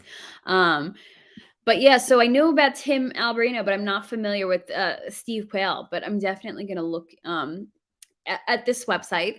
And who was the other guy? Shoot, there was another guy. Doesn't L.A. Marzulli talk about this? I've listened to a little more of his alien stuff. Oh my gosh. He has a doc coming out where he's talking to abductees that I cannot wait for it to release. But yeah. Sorry. Just thinking about LA. But yeah. So here we go. Maybe we can all watch that, split it up, you know. It's gonna sound ridiculous, but that's like the way I watch things lately. Lately, I don't know. I get tired at night and I fall asleep easy. So I just like divide things into. I sometimes have to divide things into 20-minute segments, but at least like you kind of like digesting the stuff and like really kind of taking it in and thinking about that, thinking about whatever you're watching. So I think that's going to be the way I need to do it. It's going to take me a while to work through 8 hours with 20-minute segments, but I think that's the way I'm going to have to approach it. You know, back to our current great reset. I feel like they're resetting our clocks. Oh, look, I got another book right next. I have, because I had them up here. I wanted to take them out of the line of sight. So I put them right next to me where I could grab them easy. And I'm like, look, I have another book with an angel. I can't reach that. It's far away. But it's not like there's angels in America. So not that kind of angel. But there's an angel on the cover. Oh, is this the link? Thank you so much. Man, 8 hours sounds like a marathon. I'm gonna need to keep breaking it up. Be like an audiobook. You kind of listen to an audiobook in pieces. I'll listen to this in pieces or watch it in pieces. So, alrighty. I think, okay, the full doc. Ooh, gosh, you guys like always coming in. What is the saying? Coming in clutch? I don't know what Gen Z is saying, but you're always coming in clutch with the resources. I love it. Yeah, maybe we need to do like Discord somewhere we drop all this stuff to each other and we have it saved. I mean, even though it's saved in the live chat, I never disable the replay of the live chat. Oh, he goes all over the place. Okay, I like that. He's touching on a little bit of everything. Awesome. So, alrighty. Anything else before I go? What else should we touch on? I think we touched on a lot. Mostly the Gen 6 stuff, but it's cool. I like it. Okay, so he goes all over the place, but he connects it at the end. Okay, so he brings it back home. That's good. That's awesome. All right. So I'm not, because I still haven't like signed into Discord yet. Because I know you had mentioned that I should, but I think now I finally need to do it. It would, yeah, because I guess I don't know. It just it intimidated me, I guess, somewhat recently. I was looking for some info, and I'm like, "What is this?" Even though I used to navigate Discord, I'm like, either Discord changed or just forgot how to use it. But yeah, I gotta get back into that. Thank you. I promise I'm gonna do Discord now. I will get back into that. Or maybe because I went into a Discord that was pretty dead, and I'm like, "What is this?" Yeah. Anyway, so I'll probably log out soon, but let's see what's happening in the live chat. But you know, always get sucked into the live chat. I love chatting with you guys. This is fun. We all bounce off each other well with the knowledge. Yeah, I love it. I love that everybody like kind of is on the same page, but is coming at it from a different perspective, or all has different resources, and we just get to pool our resources together. And that's the amazing thing. Like, it's hard to imagine. I'm a millennial, so I've grown up in a time where knowledge was always at your fingertips for the most part. Okay, might not smartphones weren't a thing during my childhood, but you can still, like, even though, log onto a really slow dial-up computer and pull some info if you needed it. So I've always kind of grown up with that whole information at my fingertips thing, so it's hard to imagine that there was a time when that wasn't, when you had to look through the encyclopedias. And yes, I also was in school at a time where we did have to pull encyclopedias for schoolwork. But like, it's just incredible to think that that was a thing not too long ago, where you didn't have all this at your fingertips, and now we do. That we can just pull out our phone and be like, all right, let me double check something, and that we have so much we can find. And it's just incredible that this is free. This is free knowledge. You don't have to go to college for it. You don't have to overpay some tuition. That it's all just at our beckoning, that it's all right there, and we could do our own research, that it's not limited. But that's also why they fight so hard with the censoring, because how do you when the truth is right there, how do you keep it from hitting the people? Well, they also discredit it by making fun of it, like, oh, this person's a nut job. But yeah, I don't know, that was going nowhere, but that was just to say that, like, wow, things change so fast, and it's so incredible that a few decades ago you couldn't easily find this info, and now it's all there, and we have these 8-hour docs, and we can just find anything we want. Okay, it might not always be clear, like, how true it is or whatever. It might be hard to access, but it's there, and we can find it, and we can talk to people about it. So I think, wow, what incredible times we live in, where internet is used for terrible things, but it's also used for a lot of good and learning. So I guess we're kind of redeeming the internet that way. HT server is well kept. Okay, good. So yeah, so it must have been, I just was in a weird server that, like, just, I don't know, was dead, and I was like, I don't understand what's happening here, and I guess it was just a turn off from them. Did I wait for the Sunday classifieds? I did kind of look at the classifieds as a kid, but it was more like the Sunday comics were more of my thing, which and at that time, there were a lot of comics. I think now, if you get the Sunday comics, it's like, I don't know. They seem a little puny. But yeah, and then Craigslist, when oh gosh, was like amazing, revolutionary when it came out. Encyclopedia Britannica rules. You know what? I grew up around an Encyclopedia Americana. Now, I don't know. Did it not gain as much traction? I don't think it was the knockoff version of Britannica, but it had some pretty nice info. I remember as a kid, just sometimes for fun, just like turning to the page with all the flags and everything, and just all the maps. And then in high school, being able to answer these questions that nobody knew. I remember one time somebody was like, where earth science teacher, and he asked, where is Papua New Guinea? And I was able to tell him where Papua New Guinea was. And all the kids in class turned around and looked at me and went, how do you know that? And I'm like, because I've opened the encyclopedia when I was bored, and would just pour over that Encyclopedia Americana that my grandparents had. We still have that today, because because my mom made, well, first of all, it looks really nice where it's displayed. But second of all, like, my mom made a great point about it. She's like, with the censoring of information, with the changing of history, it's really great to be able to still have this in your house and be, in case something major does get changed, that you can kind of reference back to and be like, no, no, no, here's the legit history, with all the censorship going on. So she's like, no, we need to keep this. And actually, the Encyclopedia Americana set that my grandparents have is a pretty set. So it doesn't look like what is this dated set doing there. So we will be keeping that. So, but it's interesting because it, like, anybody doesn't have an encyclopedia set, I'm like, maybe it's worth buying it for that reason. You don't have to display it, but just put it away somewhere in, like, I don't know, finished basement, a closet, because we see what they're doing with information now, so that you have something something physical at your fingertips.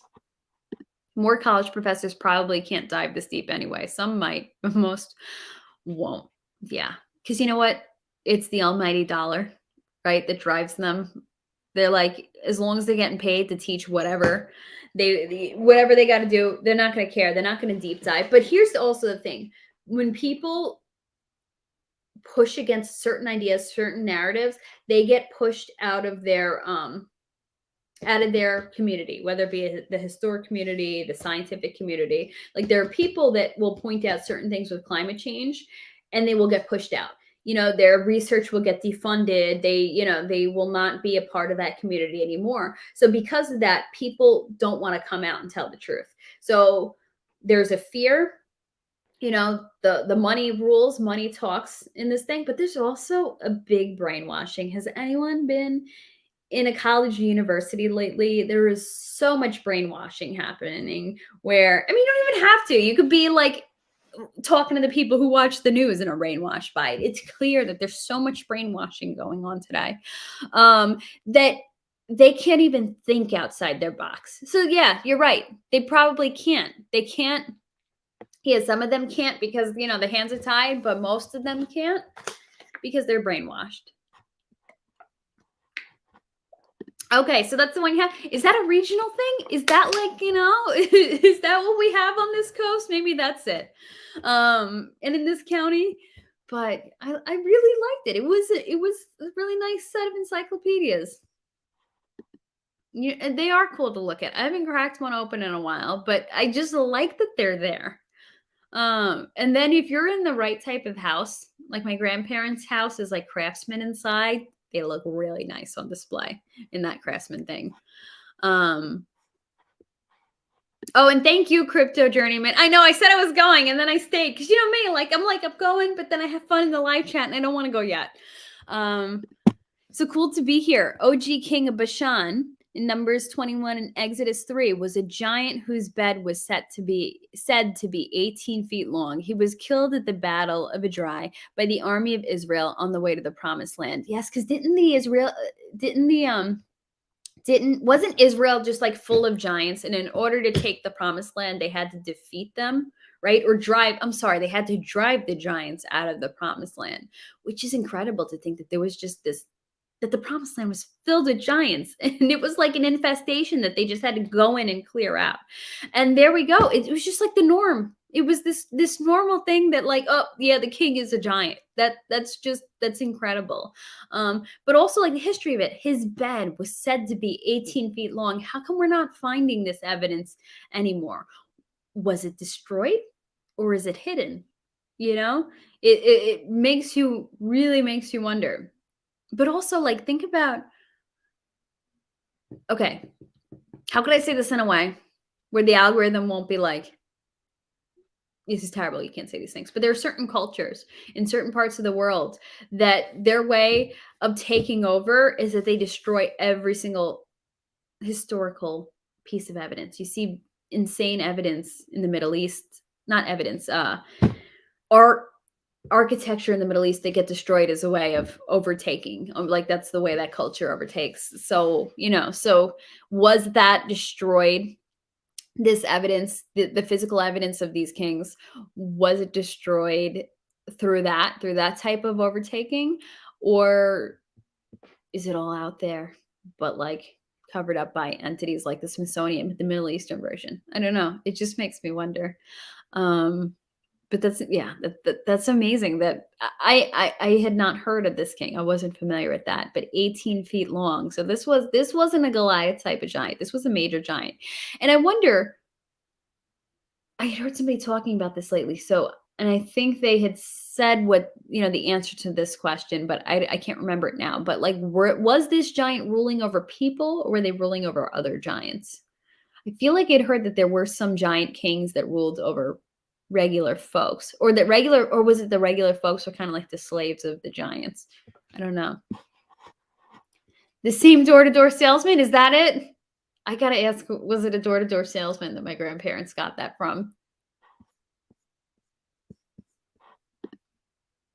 That's why there had been an exodus. Real teachers like yourself. You know, is that why there was an exodus? I feel like yeah. You know, yeah, yeah. It definitely, it's frustrating when you can't teach the correct things and you're like stuck on this stupid wheel. Um and you have to leave. Yeah, people are just like, forget it. I'm not going to be a teacher. Is that part of the reason I left? I think I left for multiple reasons. But like if I had a chance to like teach legit stuff and not do the curriculum, I still wouldn't go back to teaching. I don't know. I just don't like that grind. But so I kind of left for multiple reasons, but I think I do remember this being a frustrating thing when I was teaching. Like kids wanted to kind of branch off and learn other things in science, and I was stuck teaching this stupid test. Like they wanted to spend some extra time, like, because they were curious about a specific topic, and we could have deep dove into it, but you can't because you got to move on. And it was frustrating. It was annoying. So, and then it's like, because you feel that pressure that I'm going to get in trouble now if I don't get this covered before this test comes. So, even besides teaching like the real truth about everything going on in the world, even if you just wanted to dive further into a topic, you couldn't even do that. Yeah. So, a lot of teachers have left because of that. A lot of teachers have left because of what else? The stupid politics going on. What has been another factor for a lot of teachers have left because kids are not the same anymore. They don't want to learn. Not the kids have ever been really interested in that in school. I saw this thing on Instagram once, or recently, a few days ago, and it was saying that schools are like the perfect way to teach kids to hate learning. So unfortunately, yeah, schools have turned into this place that it teaches kids, you know what? It's not fun. Learning is boring. Learning's this, learning's that. So you have these kids that are just stuck in class. They don't care to learn, but they can't behave. So I've heard behavior-driven teachers out of the schools, especially after COVID. I've heard that kids being home doing Zoom classes, all of a sudden they're back in school and they can't control themselves. That they're completely wild. So I think it's pushed a lot of people out. But yeah, definitely, I would say yeah. There's a lot of exodus because people don't want to teach the garbage that they want you to teach. Yeah. Did they get rid of recess? You know what? I don't know because I never taught elementary school. Because when I was a kid, I remember there being in first grade there was lunchtime recess, but there was also like a morning recess too. I wouldn't be surprised if they eliminated the extra recesses. But I think there's still lunchtime recess. But I don't know. I don't know. I don't know what goes on in elementary schools. Elementary schools kids kind of like freaked me out. So I'm like, no, I don't want to deal with that. Yeah, kids being kids, but it's different now. It's not just kids being kids. It's to the extreme because I'm used to kids being kids. Like I went, I went to high school with kids being kids, but this is like beyond. This is like you give them a few pages to read and they act like it's the end of the world. And this was pre-COVID. I'm saying the C word. I'm going to get myself in trouble on YouTube.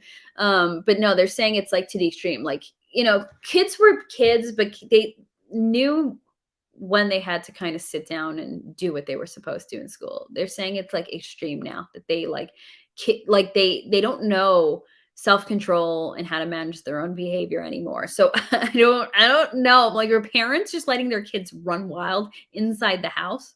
Yeah, actually. A lot of lazy parenting happening. So I'm sure you guys have all seen the lazy parents. Kids love to learn, just not the way they're taught today. Exactly. I think that's why it's so important, parents instilling the love of learning. Yeah, I'm all for the homeschooling, but even for parents that can't, like instilling a love of learning at home and a love of reading, because school's just gonna wipe that out of the kids. I did go to traditional schooling. I went to Catholic school, even though I'm not Catholic. I was the Protestant kid in Catholic school.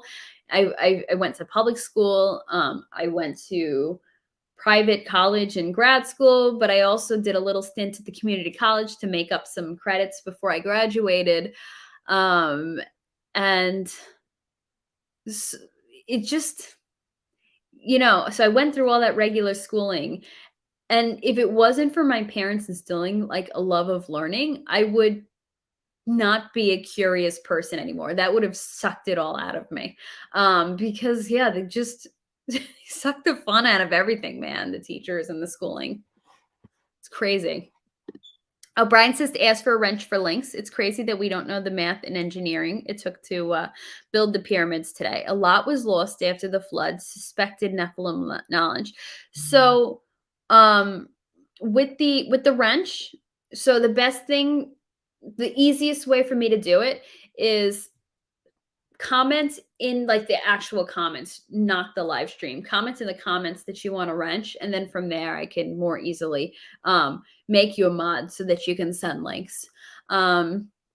But it's crazy that we don't know math and engineering it took to build the pyramids today. I know we pretend to be so wise and so intelligent, and that yes, we know history. Meanwhile, nobody knows what the heck went on with the pyramids. A lot was lost after the flood, suspected Nephilim knowledge. Yeah, so the flood, that a lot of that tech was lost, but also like think about the library at Alexandria and what that potentially held. And they said that fire set human civilization back 1,000 years because the amount of knowledge that was lost through there. But I've heard the idea that like, oh, maybe that was intentional. Maybe that was an intentional way to destroy these things, destroy our true history. Yes, there might have been a lot of technological knowledge in that library, but maybe it also had the history that they want to hide. So they just burned it all down. So I think some of that technological knowledge was in that library that was intentionally burned. Yeah. Okay. I think a lot of schools also do indoor recess now. But I don't know if they do. Yeah, I have no idea what the elementary schools do now, but that was what it was when I was in public elementary school. Then when I switched into Catholic school in second grade, then we just got that one recess a day, which was kind of a bummer. And there was no playground, so it was in a parking lot that we were in. But we had fun. We made our own fun. You know what? That's the best way to like strengthen kids' imaginations. Like just put them outside and say, "Have fun." You don't give them anything to play on. But yeah. Oh, there was something else I was going to say about that. And the bummer was though, when I was in high school, it was, post Columbine, post 9/11. I went into the public high school after going to the Catholic school. They gave us outdoor recess in the parking lot. And then I went to public high school. And because of the post 9/11, post Columbine world, we weren't allowed to go outside for lunch. We weren't allowed to go outside during free periods or whatever. We weren't even allowed to have free periods as an underclassman. You had to do it as a study hall. So they kept us in because I'm like, shoot, I just want to sit outside after my lunch. And they were like, no. I think now they've gotten, years after that more lenient. But at the time, it was like, you're not allowed. Sorry, you got to stay inside. And I'm like, well, would that have helped behavior if they actually like just let us sit outside, let us get some sunlight, something? Yeah. Say the way parents disciplined us, they would be in jail today. Oh yeah, I remember you said how old you are. Yeah, I've heard that people that age, the parents could be pretty rough an intense that's like where the wooden spoon, right, would come into play. I think my mom said that her and her brother, they've gotten like the wooden spoon broken over them, like if it hit you in the hip or the right bone or something. Um, but like even my age group, I feel like my age group was like the last of that. So, even though I'm relatively young, f- for whatever reason, that was like the cutoff of like the end of parents like spanking their kids and punishing their kids. Now, like, what is it? You got to go sit in the naughty corner. Like, yeah, discipline isn't the same now. So, um, I don't know. I guess that changes kids. Kids now people get. Am I going to get accused of advocating corporal punishment? But no. But corporal punishment aside, whether or not you want to hit your kids, um, parents are too lazy. They're too lenient today.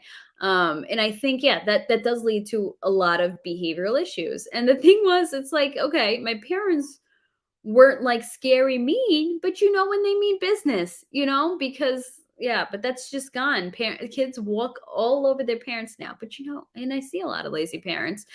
Like if I was bad, my parents were gonna get up, walk across the room and let me know, whatever way that might be, a stern talking to, getting pinched, whatever it may be.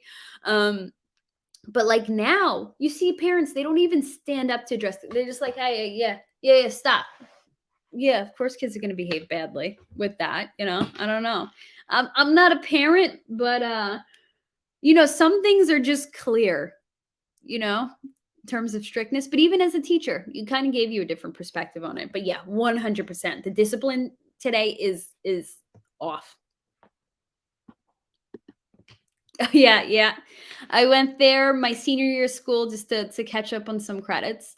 Um, and also because the college I went to was very expensive. So this was a cheap way to catch up on a few things. And it was fun actually. I had a good time because I was able to take some interesting classes that were not offered at my college. I had so much fun learning oceanography there.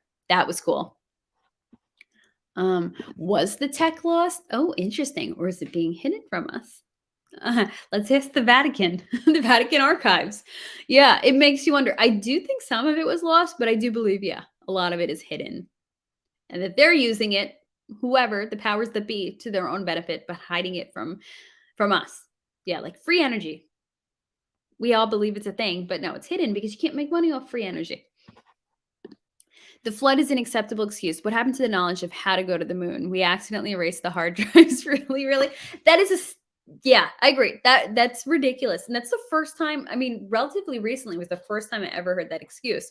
Because before then, the excuse that I heard is like, oh, we found whatever we needed to at the moon. We don't need to go back. And I'm like, I think there's a lot of research you can do there.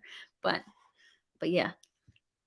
But again, I think we went there, but there's a lot of civilizations on the moon that are watching us, and there's a lot of weird shizzle happening on the moon. And that's why they had to fake the moon landing, because otherwise you would see it.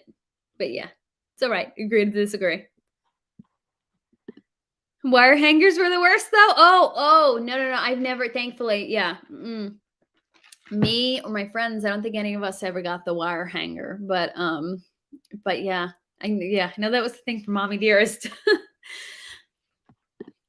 I learned so much after getting out of high school. Much learning about the world when serving in the USMC. Your exposure to the NWO, then on active duty, almost recruited into the dark side. Wait, so you had like firsthand interaction with that? Do you want to come on and talk about that sometime? Okay, I want to. I'm intrigued. I want to hear more. Watch that 8-hour doc. Explains the moon's purpose. Is that like the whole moon matrix idea theory? NASA said they lost the data. That's ridiculous. That's such a BS excuse. Cause like, come on, just like you couldn't think of a better excuse, NASA. Yeah, I mean, I think NASA's all a front. I've heard there's like a lot of occultic stuff with NASA too.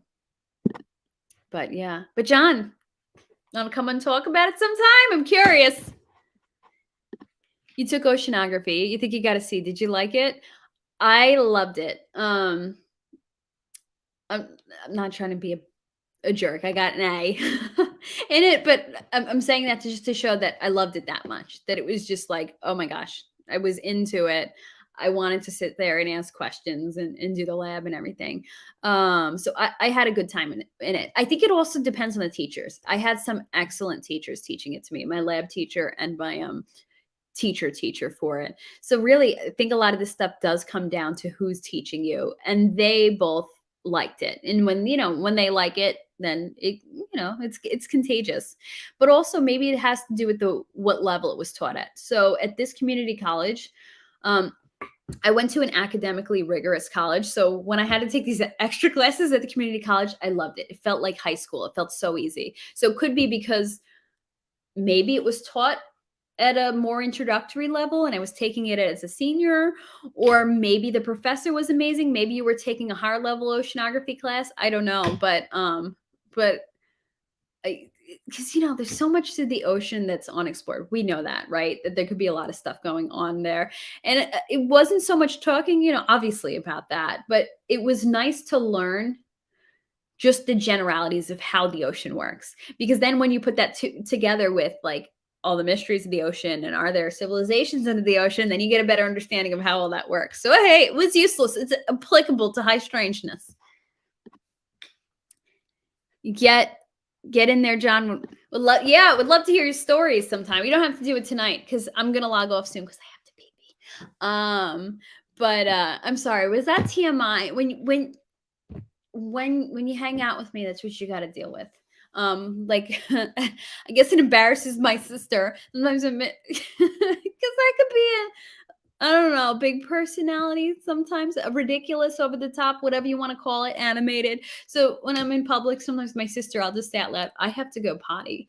And she'll be like, don't say potty because she's more introverted and embarrassed, by me. So yeah, but yeah. No, you won't make excuses.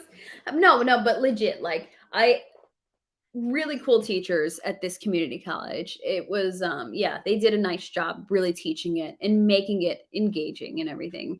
And actually the teacher like wrote the lab book for it, so everything just really connected well. They did a really amazing job there. But I wish there was more oceanography courses. I don't know. I don't why is there not an encouragement to study the ocean more? Because there's too many mysteries they don't want us to know. I don't know.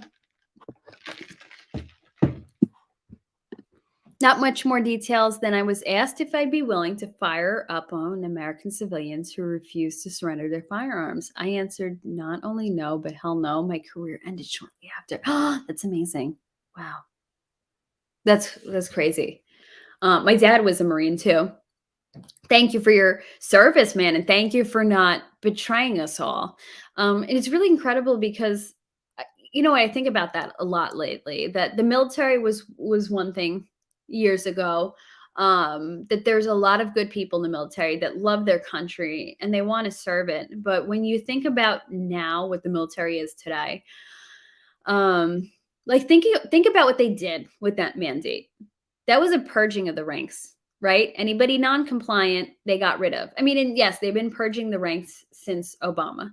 Or did that happen under Bush? So it's been a continual thing. I mean, but that was a mass purging the ranks, because when you did that, when you got rid of everybody who did not comply to a mandate, when people, you got rid of free thinkers and you got everybody who fell in line. So now you have a military people who fell in line with, something that was very unethical. Then that makes you wonder what kind of people now are left over when they were able to purge the free thinkers. What is left? And that kind of scares me. And I know there's still a lot of good people. There's people that would make the same choice that you did. But now I wonder, because I'm like, you have a lot of compliant people now that are there, because they got rid of everyone else. Like, what is the military today? And look at what our country has become. What are they serving? And then with this whole great reset thing, in our government getting us involved in that type of stuff, I think the military is a scary place now. And you wonder how many people would have the integrity that you did to be like, absolutely not.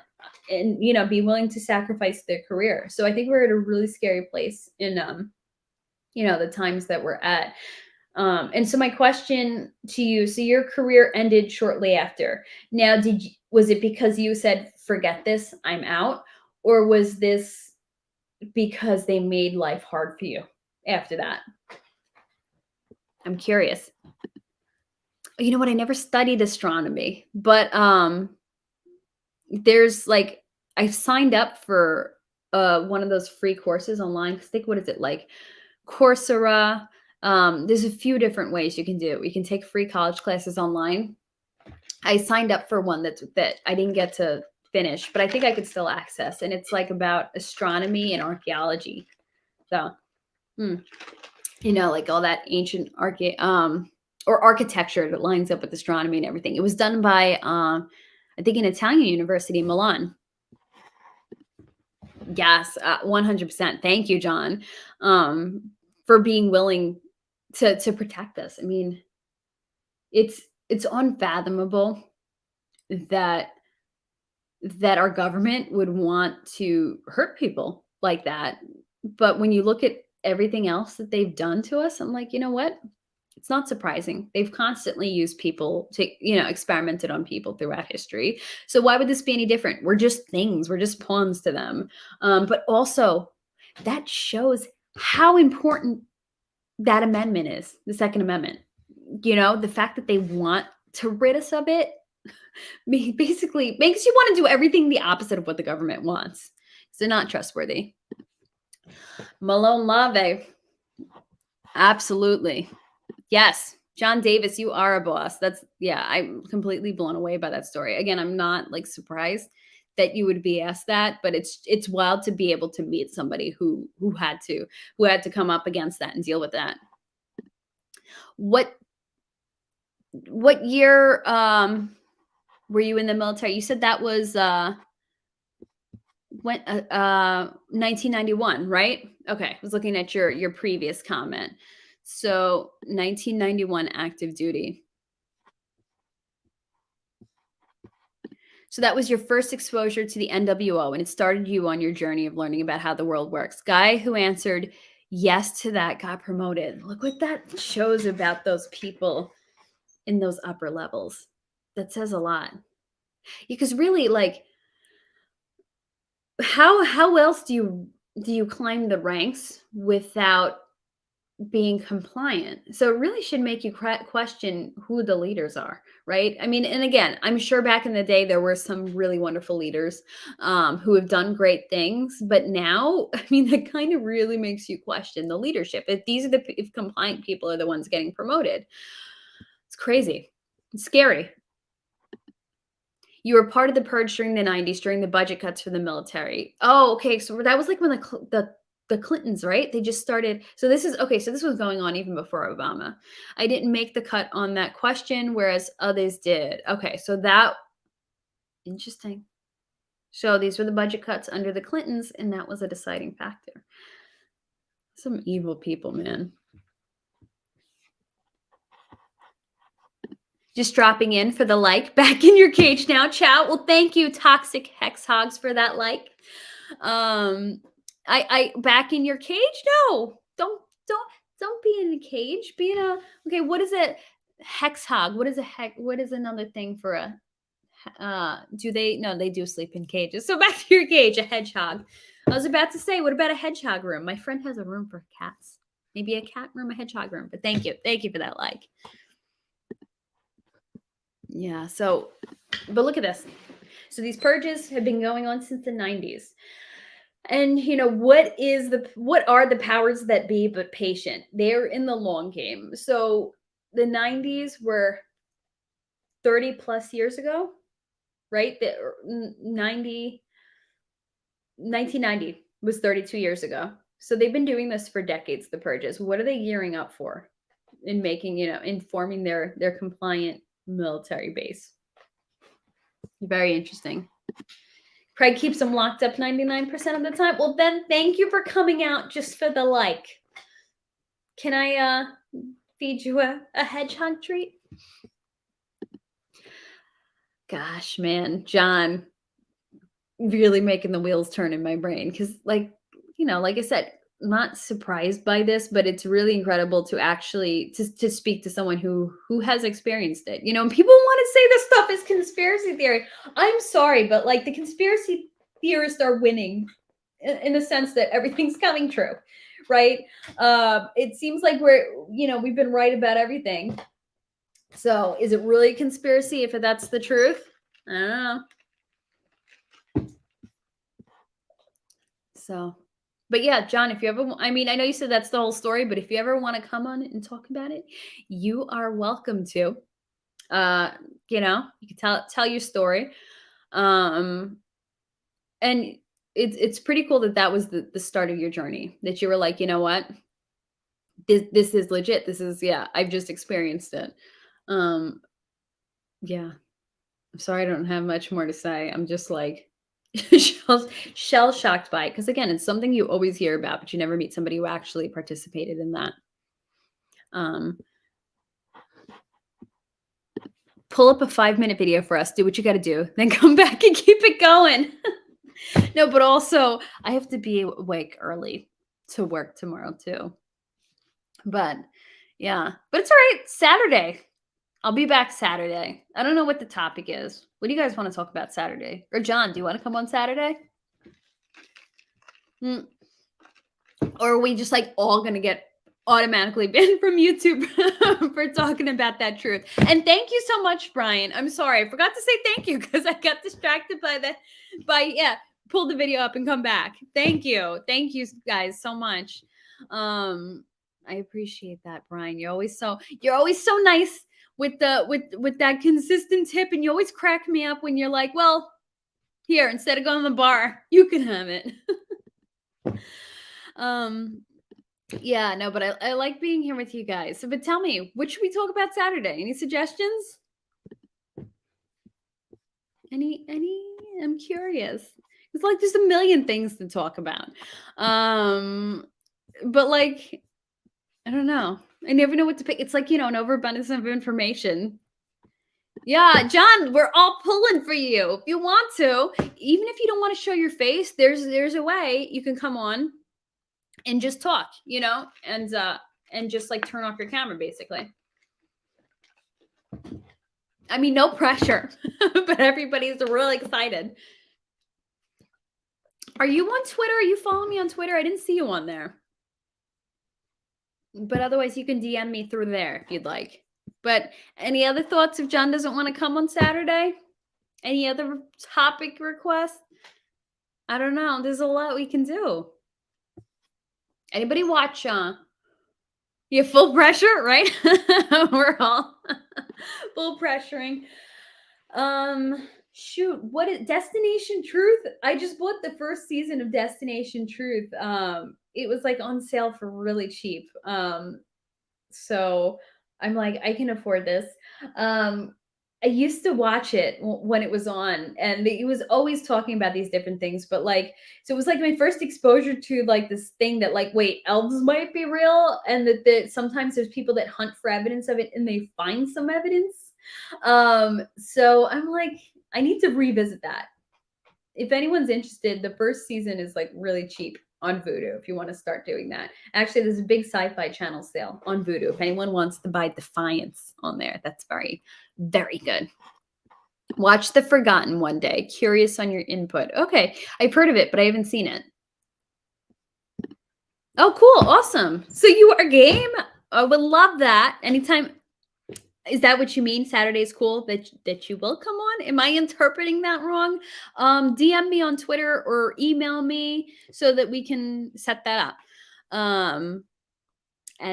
Yeah, would love to hear more of your story and then how that set the pendulum into motion for your your journey of discovery of what's really going on in the world of the truth.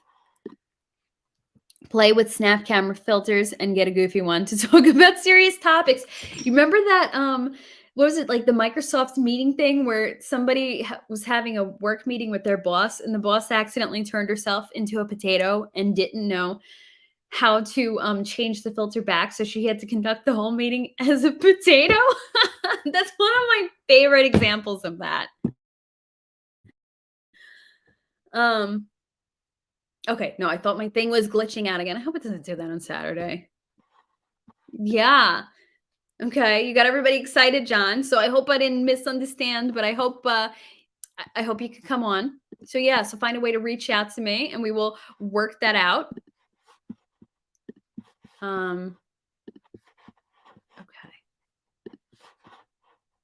Sorry, I was checking notification I got. Never saw that. It sounds funny. What sounds funny? The oh, Destination Truth? Yeah, so it's like, like the paranormal investigators, but like he was going and looking at, okay, look at this UFO sighting. Look at these UFOs in Mexico. I remember that being an interesting one. I think the Elf one was the one I remembered the most. I mean, is this a spoiler for the episode? So, I mean, like, cover your ears if you don't want to hear the spoiler for an episode. But I remember them having a weird issue. And again, how much of this is fake and made up for the camera? I don't know. But I think Josh Gates is like a legit researcher in this stuff. But that all of a sudden, their equipment, one piece of their wiring, their equipment when they were doing the ELF investigation, got disconnected, and they went and they're like, what's going on? So they went and looked at the connection, and this connection, it wasn't something that you could pull apart by pressure. It was like one of those wires that kind of lock in a certain way. So like somebody actually had to like twist and unlock this wire. And they think it might have been evidence of an elf because they're like, elves are known for those mischievous type of things. And I remember that was like the one that stuck out to me the most. I don't know if that was like 10 years ago, but it was like, I still remember that. So I'm like, I really need to revisit Destination Truth. Can't wait for Saturday, John. Everybody's excited. Oh, we'll do. Perfect. Thank you. Okay. So I just wanted to make sure because I'm like, what if I misunderstood what was happening? So eyes to see Effie. Anyone on Twitter should ask Elon about faking space exploration. But then is everybody just gonna get their account blocked now because he owns Twitter? Oh, but I can't stand this whole Elon, people acting like he's the savior. I what I don't know. What would you call him? Controlled opposition? But I hate him acting like he's on our side. It's like, no, you're a transhumanist. You're not on our side. It's like I feel like he's exploiting our side because he feels like, he can get the most following, the most money from it. But I don't like the guy. I think, okay, I have to admit, that whole satellite internet thing is pretty cool because it's really opened up internet opportunities for people in remote areas. For even like schools and like developing nations that don't have great internet access. Yeah, that's pretty cool. But here's the thing that can be used. Okay, and yes, it kind of, because it's going straight to a satellite, you get to bypass your country's sensors. But then it's like, okay, it has nefarious uses. Like if there's, for the transhumanist agenda, in this brain chip he wants to put in people's heads, I'm like, that's a perfect way to connect everybody to like the internet of bodies. So I'm like, is this something that's coming in as innocuous of like, oh, we're making internet accessible, but really it's going to be used against us in a transhumanist agenda? Yeah, I don't trust the guy. And then didn't he have that like Halloween costume that seemed a little dark? I don't know. Yes, it should be interesting, Ada. I am so excited. And thank you for being here tonight. You meant the potato meeting, but okay. Wait. Oh, the potato meeting. I'm sorry, Brian. I already forgot that I talked about the potato, and I was still thinking about Josh Gates' show.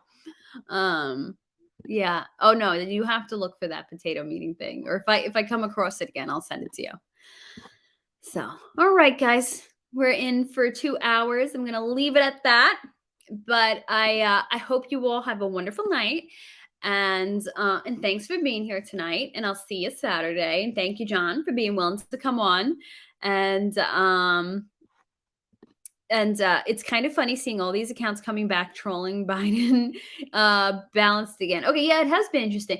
I've also noticed a lot like more stupid content. Like a lot of weird stuff is making its way into my feed, and a lot of advertisements. I've noticed that. But I'm talking not like Twitter paid sponsored posts, but I don't know, people selling. I don't know. I can't figure it out. Selling different cheap products. I don't know.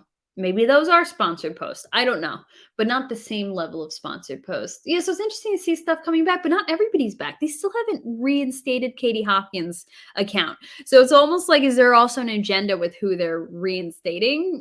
Because Katie Hopkins is the real deal. I assumed that she was like most of the journalists and maybe, yes, on our side, but like not completely understanding or caring about the Great Reset, the NWO. But then I'm like, found that she is of that persuasion. She's been talking about the Great Reset lately. I saw her speak in person and I heard her basically reference the New World Order. Somebody asked, like, why is Boris Johnson going along with all this lockdown and all this mandate nonsense? And she's like, because he wants a seat at the table. And I'm like, oh, she's on our side. And of course, they've not reinstated her account on Twitter. Very interesting. Is that because she's going to call out Elon Musk? I don't know, but go follow her on Instagram if you haven't. Oh, and she's also on YouTube, so I would definitely sub to that. Hey, Maddie, how's it going? So we were just heading out, or I'm just heading out. Good night, Tomas. Good night, everybody. Thank you all for being here. And thank you for everybody that watched in the replay. Thank you to everybody who has donated. Thank you, Mr. Okel and Brian, for the wonderful donations. I really, really appreciate that. Thank you to everybody who's donated to the wallet. If anybody wants my wallet address, it's in the description. I also have my Venmo in there. No, not my Cash App, my Venmo. So listen, you don't have to, but if anybody does want to support the channel, I would appreciate and love that so much.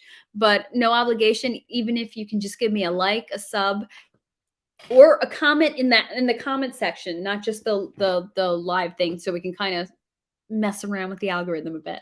Would love that. So thank you guys always for being here and for sharing and spreading the word. And yeah, follow me on social media if we're not, already following each other.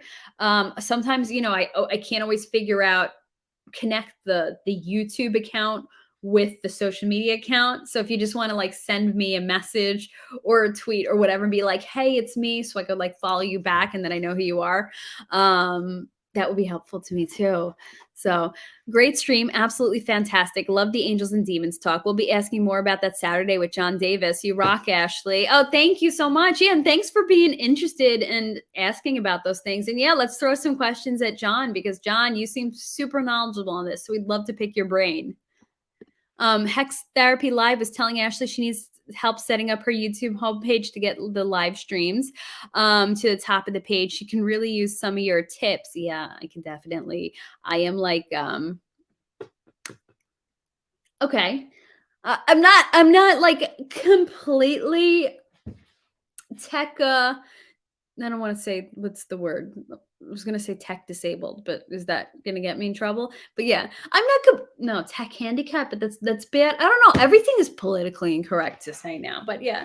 I mean, I like to think I know some stuff about tech, but yeah, when it comes to this stuff and the streaming and social media and websites, I could use a lot of help. Yeah. So if anybody ever has a tip, advice, or anything you all think I should do that can get me more visibility, I would definitely be happy with that. So send me any tips or advice you might have, and I will make that happen, and I will apply them because you know what? Still learning the ropes of a lot of this stuff. So, oh yeah, thank you. Yeah, because like I am, like I said, I think you guys can see my content can use a lot of help. But I'm like, I also want to start clipping content and like putting some stuff into YouTube Shorts because I think the algorithm is pushing that at the moment. I want to get back into TikTok. I know Chinese stuff. I shouldn't, but maybe yeah. And I really need to get back to the prepping and homeschool content too. I want to do that. Tech challenge. Well, I'm not thank you. Yeah, that's a better way to say it before I get myself in trouble. Like, I don't feel like completely tech challenged compared to like a lot of other people I know. But like, with this type of stuff is, this is all new to me. And also like, I'm a believer of like work with what you got, because I can't go out and run out and buy myself certain equipment. I kind of like, figure out how can I work it with what I have. So yeah, so that's why, like, I might not have the perfect setup, but the thing is, if I had to wait for that, then I would never actually go out and do it. So, so I'm a big believer in use what you got and just go with it. Maddie has it worked out really well. He can help you get up to speed quick. Thank you so much, Maddie. I really appreciate, the fact that you'll be willing to help me with that. So I will be reaching out. So yeah, well, thank you all for the hangout time, for the love, for coming up to this midweek, just past midweek stream. I look forward to hanging with you all on Saturday. So I hope you have a good rest of your week, a good Friday tomorrow, and we'll see you the day after tomorrow. Or is it already? No, it's not Friday on the East Coast. It's still Thursday on the East Coast. Okay, so you guys have a good night. Thank you again. I will see you soon. Alrighty, guys. Hey, Steve. It's great to see you streaming. Maddie will have you up to speed in no time. That is awesome. I am excited, Maddie. Thank you. And thank you for being here, Steve. Alrighty, guys. You all have a good night. All right.